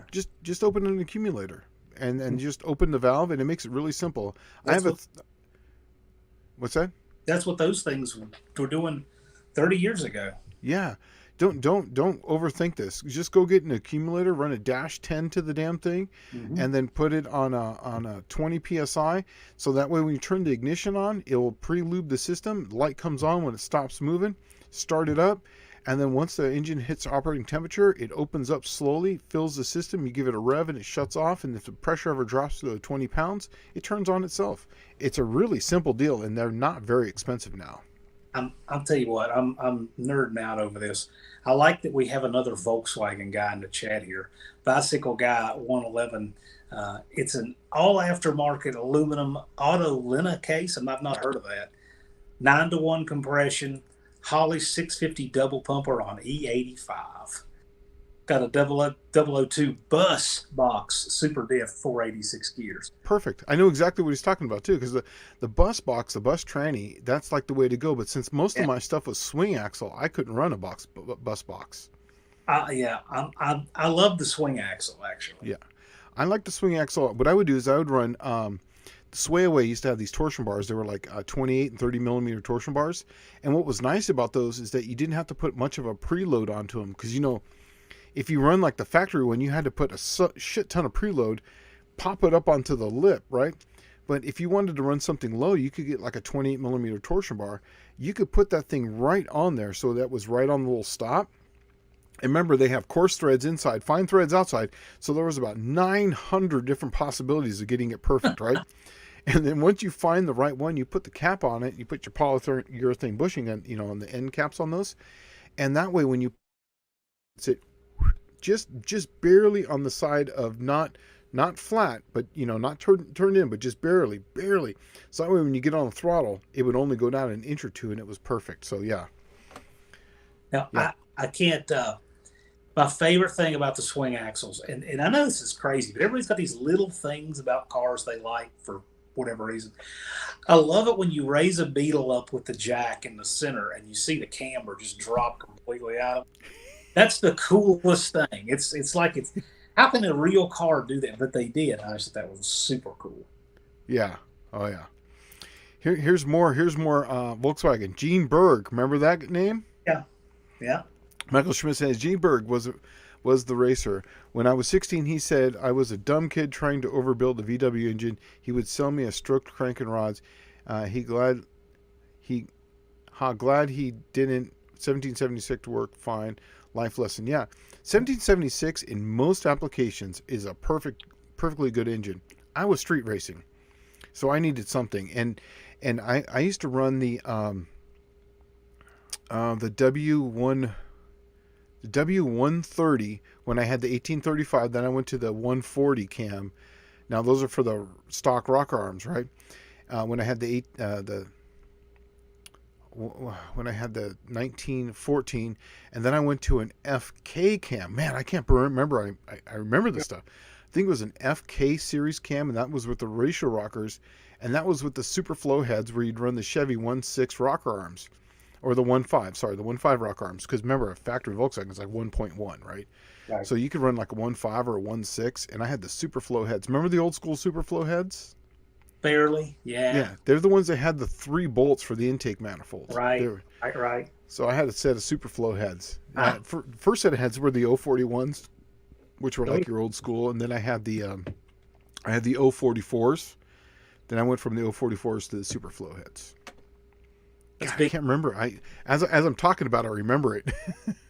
Volkswagen is a whole different language. Like you can talk about Mopars and Ford and Chevrolet with slight differences, right? It's kind of like English with different dialects, right? But Volkswagen is a whole different language. Like it evolved in its own evolutionary track. Yes. So it's so different. And when you see other Volkswagen people, it's exciting because it's a whole different language. You both been down the same road of pain. Yeah. It's just like all these nerdy little things. Like I don't like spring-loaded pushrod tubes. Well, people don't know what pushrod tubes are, right? Yeah. And so I just don't like them. I don't like the look of them. Do you like spring-loaded pushrod tubes, or do you like print style? What I would like is I like the ones that had the adjustable ones, with the nuts on them, so you could pull them out. Okay, yeah. Yeah. Okay. Or if I could get away with a stock one, I just use a stock one because they work just fine. Yes. I like the look of the stock. They're just neat. Yeah. It's stuff like that is just so cool. All right, were way ahead of their time. You had to turn the key back before you tried to start it again. So you couldn't accidentally try to start the car with it running and grind the starter on the flywheel. That's correct. Yeah, I remember that. And they just things like that are cool. I actually had a question for you on Volkswagens. Oh man, I blipped it back. Anyways, I'll think of it in just a second. See, Dick Landy. Here we go. Moving on. Steve, I had a Dick Landy blower with the VW engine. Was a freebie from a coworker. I never had a VW yet. Yeah, cool. Right. Oh, I know. I was going to ask you. When you built your engines, did you put cool tin on them? Underneath the jugs that would go between the pushrod tubes. Factory tin back, just like it was. Okay. See. And it's funny you say that because when we were in trade school, we actually for a very short time had a record for how fast you could change an engine there. It was 20 minutes from driving the car in to driving the car out. Some guys had done that. We did it in 17 in a 66 Beetle. Wow. So my lab partner and I, when he drove in there, before he even had the car stopped and out of it, I'm underneath of that thing and, taking the engine out, did it on a floor jack, heater boxes and all. But we had that thing from the time we drove it in, shut it off, took the engine out. They can see it, goes back in the car, put it back in. Literally, I'm putting the throttle cable back on it, and he's firing it up and backing it out of the bay 17 minutes. I'm sure somebody has beaten that since then. And there are these competitions that do engine out, engine in VWB on like what some crazy like 3 or 4 minutes, right? Yeah. These Yeah. guys do. So we're Drive not it in, drive it out. big at all.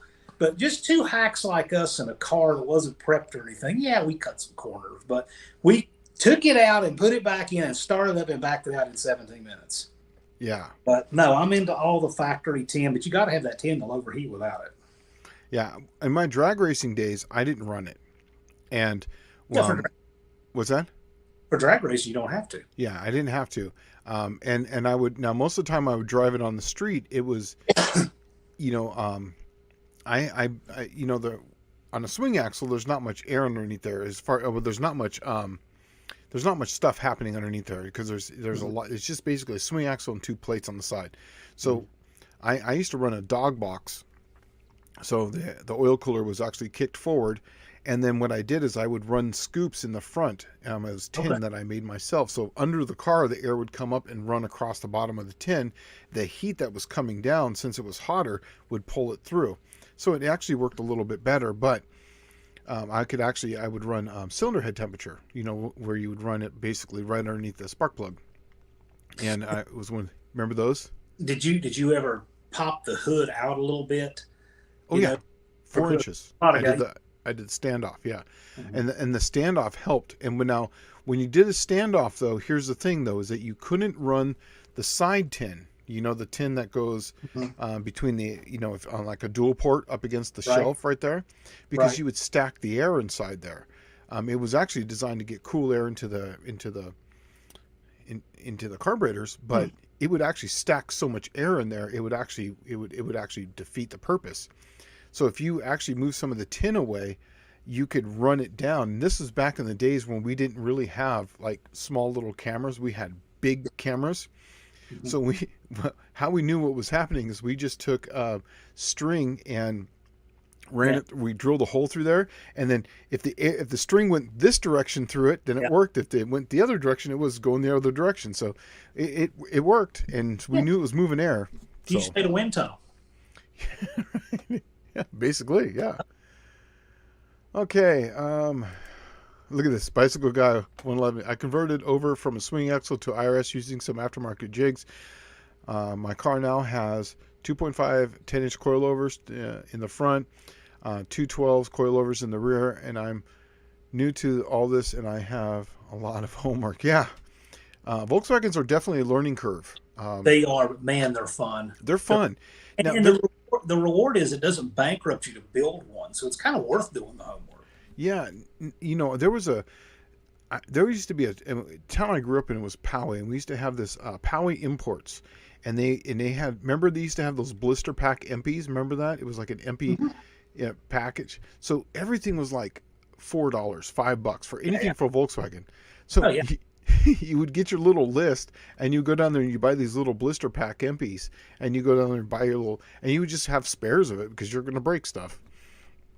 And then, I used to break. The one thing I used to break a lot of was the clutch fork on the Volkswagen, because I went to a Kennedy 2,000-pound pressure plate, right? Yeah. And then I went back to a Kennedy 1,700, but then I went to a puck. I went to a 4-puck, and man, was that fun! You dug your clutch on that. Well, the time period you're talking about is probably like early 90s, I'm guessing. Early 90s. Yeah, and that was when on Volkswagens it seemed like the only technology to get a better clutch was just keep piling on pressure plate load, right? Mm-hmm. Now, like Ram makes these bronze puck clutches that the pedal is just effortless and they hold great.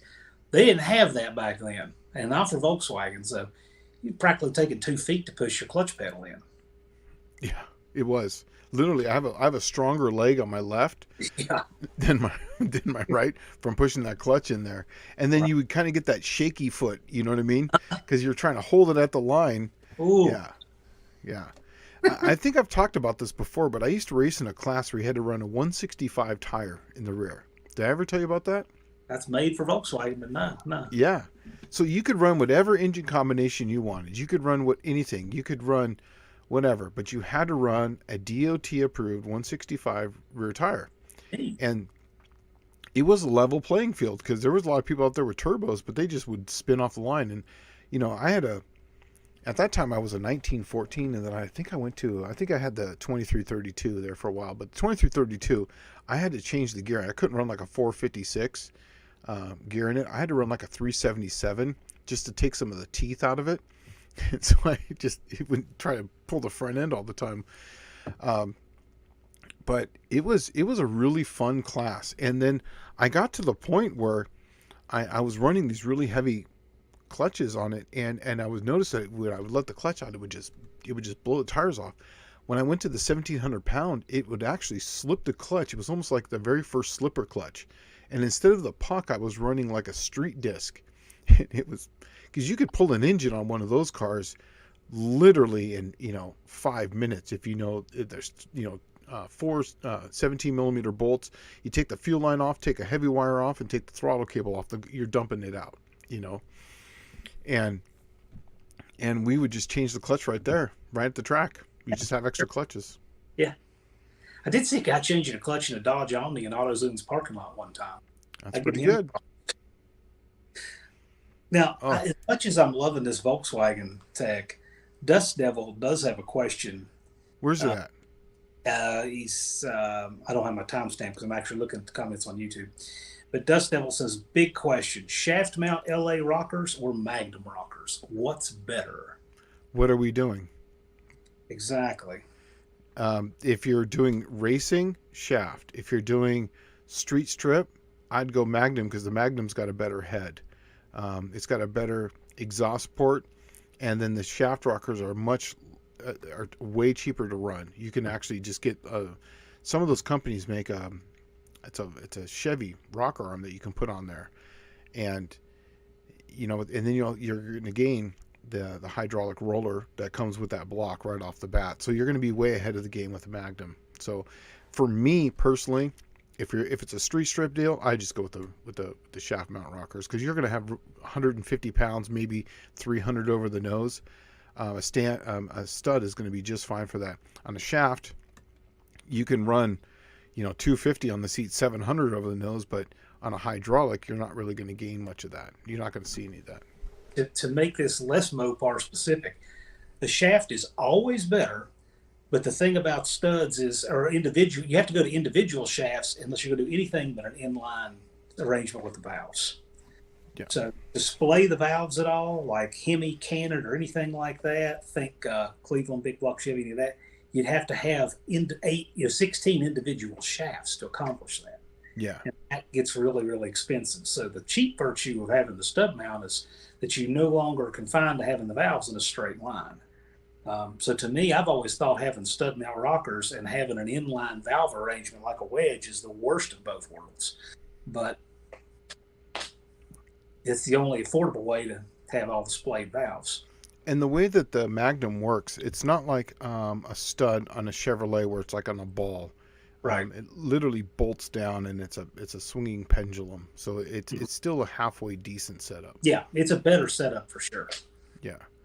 I just can't seem to find it. So. Yeah, but that's all.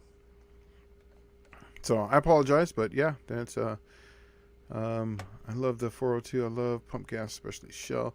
One thing that there was a question asked for me on last Saturday. And I'm going to ask it here because I answered it the best way that I could because that's the way I see it. But when does a street car, where do you draw the line of a race car or a street car? What's your definition of this? So my thought is this. And when you ask that, I have my own thought on this. Mm-hmm. It's not a street car unless you do drive it. Okay, so in other words, if you're willing to jump in it and just go get ice cream, you're willing to jump in it, you're willing to drive it and drive it here and there and everywhere, unless you're actually driving it as a street car, it's not a street car. Because you can set up a race car to drive anywhere. And you can say, well, I could drive that car here and there. Well, okay, you could, but theoretically doesn't mean anything, right? I mean, it just doesn't. So to me, it's a street car if you do street things with it. Okay. And that's not being oversimplified. That's really true. There are people who have some crazy fast stuff that they just, because they want to, they get in and do street car things with their car that runs fives in the eighth, and more power to them. I think that's great. But unless you're doing street car stuff with your car, it isn't a street car. Yeah. For me, it's always been the gas. That's it. No way So to do it. yeah, But the so thing is, with E85, it's not like, you got that's to find correct. one pump with 110 anymore. So, and things like the overdrive transmissions are so much better now than what they used to be. Mm-hmm. And we've pretty much gotten completely on the other side of gear vendors now. So now, that you have good overdrives and 6-speed and 5-speed manuals and all of that. Really, and tires are better now than they've ever been. So Mm-hmm. to me, that equalizer and the amount of power we're making, and stuff like that with turbos and stuff that'll run cool, all of the impractical stuff of a race car that's not streetable, throw all that out the window. That's all like 90s talk, right? If you use your car for street car stuff, you can call it a street car. Yeah. If you have a car that you can't use, but you just say, well, I could do this, I could do that, theoretically, no, that's not a street car. And I really do think it's that simple. Yeah. Yeah. When I was in chemistry, one of my professors, she was telling us that the reason why we won the war, World War II, it was nothing more than the gasoline that we had, because we had up to that point had really good cars. We didn't have the best airplanes, but we had the best fuel. We could fuel these engines way up high. It had the best burn points, and all these other guys just didn't have the fuel that we had. And we think about the P-51. Well, P-51 didn't come out later in the war, but all really came around is what kind of gas we had, and that's the only reason why I think of. Sure. Well, Oh no, it's perfectly valid. There's a lot of ways you could define this. It's a great question. yeah. I mean, some people like, can the car sit outside? Can the car idle? Remember NMCA? They used to define it with the 25-mile cruise, right? Yeah. Yeah. My thought is, NASCAR sets up race cars to drive 500 miles every weekend. I mean, what does a 25-mile cruise prove other than you can? And same thing with the drag and drive events. I mean, a lot of people have cars that they just set up on the razor's edge to make this event, and that's fine. But to me, if you drive a car on the street and do street car stuff with it, it is a street car. If you don't do that, it's not a street car. All the theoretical doesn't really matter. Yeah. That's good. I like hearing everyone's opinion on it, because everyone's got a different opinion on this. So that was a good question. My opinion is, no matter how theoretically streetable it is, if you don't do anything but take it off a trailer and drive it around at the track and put it back on a trailer, it's not a street car. Yeah. I mean, maybe you could jump in it and drive it 3 states away, but if you're not doing that, then it's not a street car. Yeah. Dougster's basically saying, "Oh yeah, I got some crappy premium on the way, and the engine is pinging on the way to the station that had the 110 screwed the noise." Yeah. Yeah. That's funny. But I did see that where he was asking about the rock arms. But as far as for it, I know I already answered it, but I'm going to say it one more time. Is that if this is a street strip car, I would definitely go the Magnums, because it's going to be cheaper, and it's just a better head than the LAs, and it's a cheaper all the way around, bang for your buck. That's the way I would go. Racing application, get the shaft ons, but then you're going to be spending some money, because then you're buying T&Ds or who knows what. And $1,700 later, you got rock arms. That's where piles of money go. Under the valve covers, there's piles of money that can be spent there. Exactly. And then you put your valve covers on, you can't see anymore. Yeah. Whoa! It's already like 8:48. No, we're only Wow. I just happened to look. Guys are showing their age. They're talking about the Performance Automotive Warehouse PAW catalog. It's like a phone book. Dude, I still have one.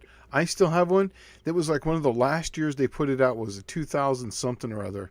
Okay. I got a game I want to play with Professor P. Okay. If I am fortunate enough to be a guest on another Wednesday Tech Talk Live, I got a game I want to play with Professor P. Okay. And you can't cheat. I'm going to take an old PAW catalog. Okay. Professor P can guess the price on stuff in there. And I'll try it. It's 25, 30-year-old catalog. Okay. And we'll I just say, have a PAW book, and I'm going to just kind of glance through it. Mine was the last year. I keep it just because it was the I don't you remember sitting around with your buddies, yeah, and it's a little hot, and you go through there and you're like, I'm going to build an engine. You're oh, just like, yeah.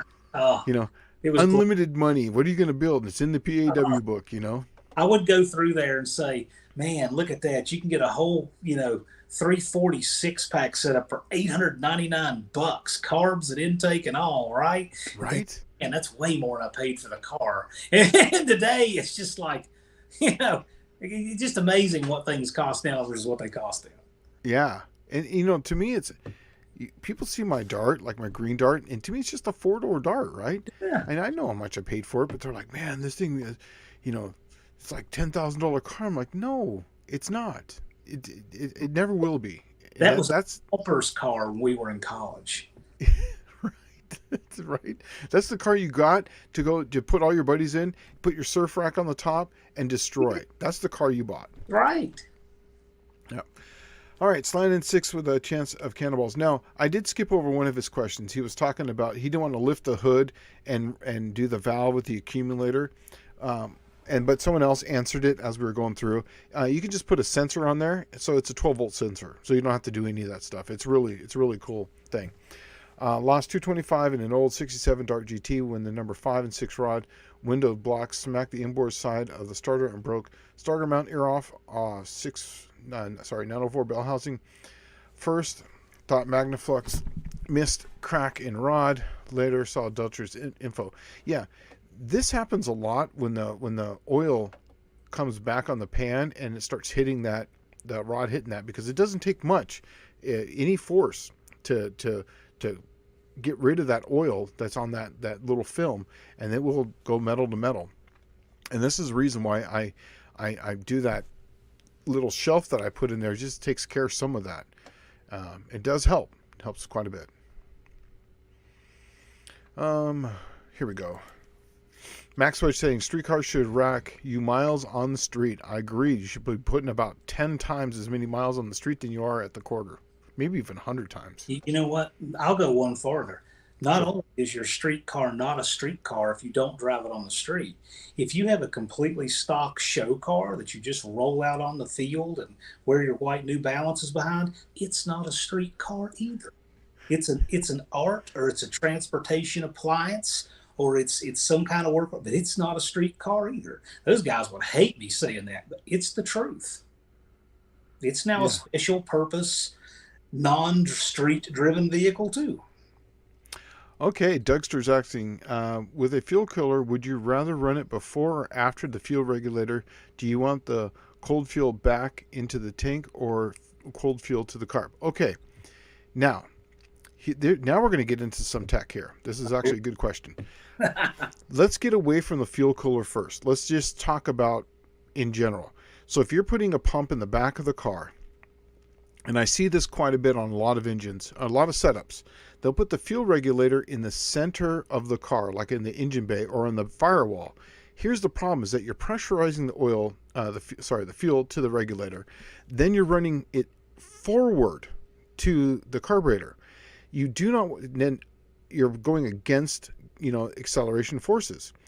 The way to do it is you run it all the way to the front. You put the regulator in the front of the engine compartment, and then you run the line backwards back. So that way, after the fuel is been dropped and it's already regulated, then it's not going against any of the forces of acceleration.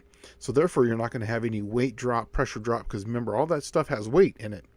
So knowing that, how I do my fuel coolers is I cool the fuel in the tank. So it's going cold forward. And the reason why I'm doing that is because I don't want to add any extra weight as far as what the pump has to push before the regulator or after the regulator. So, in fact, if Dallas was here, he actually came over the time that we were racing. He saw that I had my fuel sitting in big containers cooling, and then I actually made a pump, and it's got two copper lines, and it comes out and it goes into a basically just a a big cooler, and I put ice in it, and it just pumps fuel out, runs it through the cooler, and pumps it back in, and it literally will change that fuel about 40 degrees. So that tank will start to bead water, even even when in California, it would bead water on it. And so then I would have to dry it off, and then you could actually touch those carburetors, and they would be cold. So it worked good, and it's a drag car, so it worked fine. But I try not to take any more coolers than I have to. But if I had to, I would run it back by the tank, so it would pick up, go through the pump, then go through the cooler, and then go forward. From that point on, I would not run it forward, then into a cooler, and then forward again, because then you're just making more pressure onto the pump. The pump has to work that much harder to go against the forces of acceleration. What are your thoughts on that, John? No, I like that. I like that setup a lot. Yeah. That's I'll show it to you guys one time. It's actually really cool. It's a little tiny toter, and it's got one that goes long and the one that goes forward, and so that way you could just set it up in there, and it's got two little alligator clips you put on the battery, and it turns on, and it creates its own draft and just starts going, and it works really good. And I just went down and got that flexible copper line from Home Depot. I got the 50-foot of it, and just coil it up inside there, kind of like an old jockey box, from like a beer jockey box. Moonshine steel. Yeah, right. It works good. All right, let's see what he's got here. Sign 6 with the chance of cannonballs. Turned out melting oil pump drive gear had stripped because it had lacked proper heat treatment and hardness. Is this for the slant 6? Probably. So, could be. yeah. I had the same thing happen quite a bit when I put a dual diming chain on it, and it actually wasn't flush against the block, so it was actually trying to walk itself forward, but because the force of the oil pump was pulling it back, added extra force, and it just took out my gear, and destroyed it. Eddie Boyd is asking if he's seeing fireworks out this window back here. Well, there's an apartment complex back here, so it's either fireworks or a shootout. I couldn't tell you which. Did you know it? It's funny, as I kept looking in the background, and I first thought it was lightning bugs back there. It could be fireworks. I heard them, actually. Oh, okay. Let's see here. Jonathan Couchy, how much horsepower could being 10 degrees off on timing be worth on a 375 horsepower engine? 10 degrees off is quite a bit, especially if you're dealing with 36 degrees. The thing is, you're gonna lose not only a lot of torque, but you're gonna lose a lot of horsepower on the top end, because it won't. It's impossible to tell. But he says being off. I mean, he didn't say it was too little or too much. I'm assuming it's going to be over. Yeah, I'm assuming it's the wrong direction. I'm going to say it's probably not enough. That's hard to say. I wouldn't want to guess within a 10-degree window. That could be down. Yeah, that's really hard to do, but it's going to be a lot more than you'd want to know. You might be surprised how many people on YouTube building stuff, tuning stuff, don't have a timing light. It really would surprise you. Right? Exactly. Spend the money. The timing light. You do all this critical work, and then you just time it by ear. You're like, no. Because you're timing it by ear, but the engine's cold. Wait, you got to put some heat in that cylinder, and then it's just ridiculous.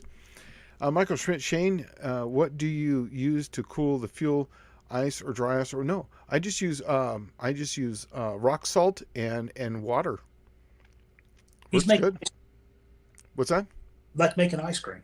Yeah, exactly. You're just making ice cream, and I try to use as much crushed ice as possible, and then it really gets cold, like really cold. In fact, even on the copper line that comes out, it will have ice stacked on that, and it's really cold. And then in the one that's going back and the one's coming forward, I wrap them up so that way it's all in that insulated heat, because if it's insulates for heat, it'll insulate for cold. It's it's just a delta, so it works both directions, and it's really bitching.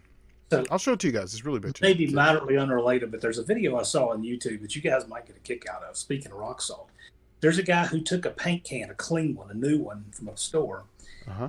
He put his ingredients in. He put eggs in, he put milk in, he put ice and stuff.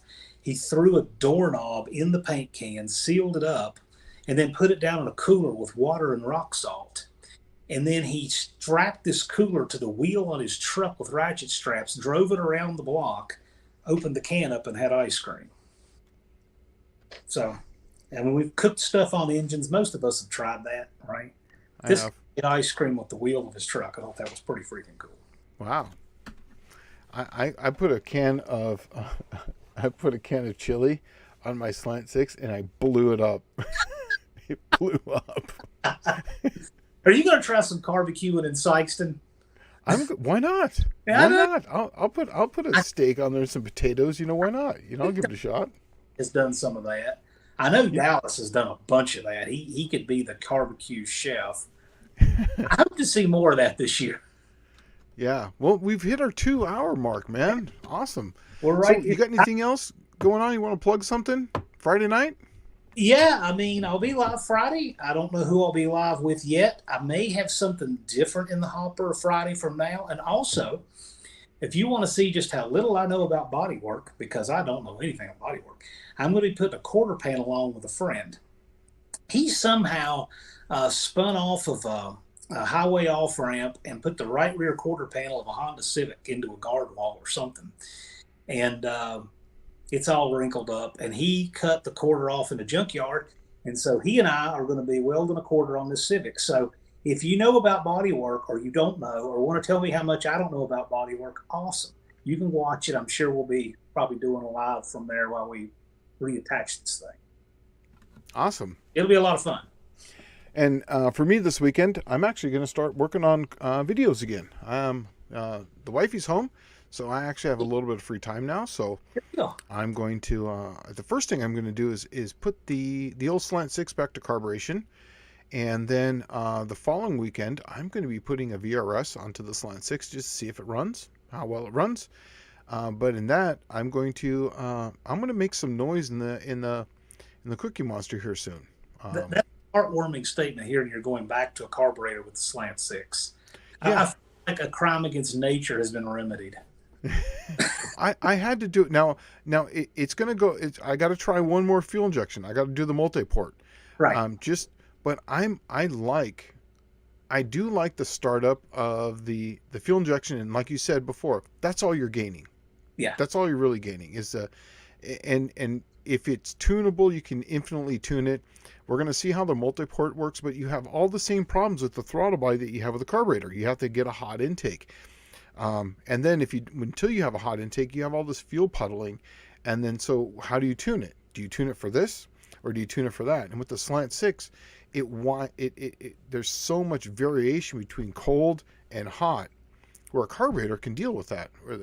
With a throttle body, it's just not a non-tunable throttle body. It's just not happening. Right. I think I might be giving that to Dallas. I think he might be getting that throttle body set up. Hey, it's exciting stuff coming in the world of Slant Daily Garage. Right.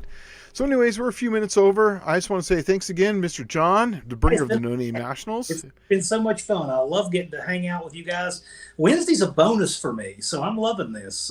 Awesome. I'm looking forward to it however many times I'm asked to be guest. But thanks, guys. I've had a blast tonight. Awesome. Well, you guys take it easy. See you on the same time next week. And be looking for Mr. John on Friday at 6 o'clock. Same time. So we were an hour earlier when we were covering the car show, but we'll be on a regular time this upcoming Friday, which is 7 to 9 Central / 8 to 10 Eastern. That's the time we'll be on Friday. Beautiful. All right, guys. You guys take it easy. You guys have a good week. Take it easy. All right, we're out. And 3,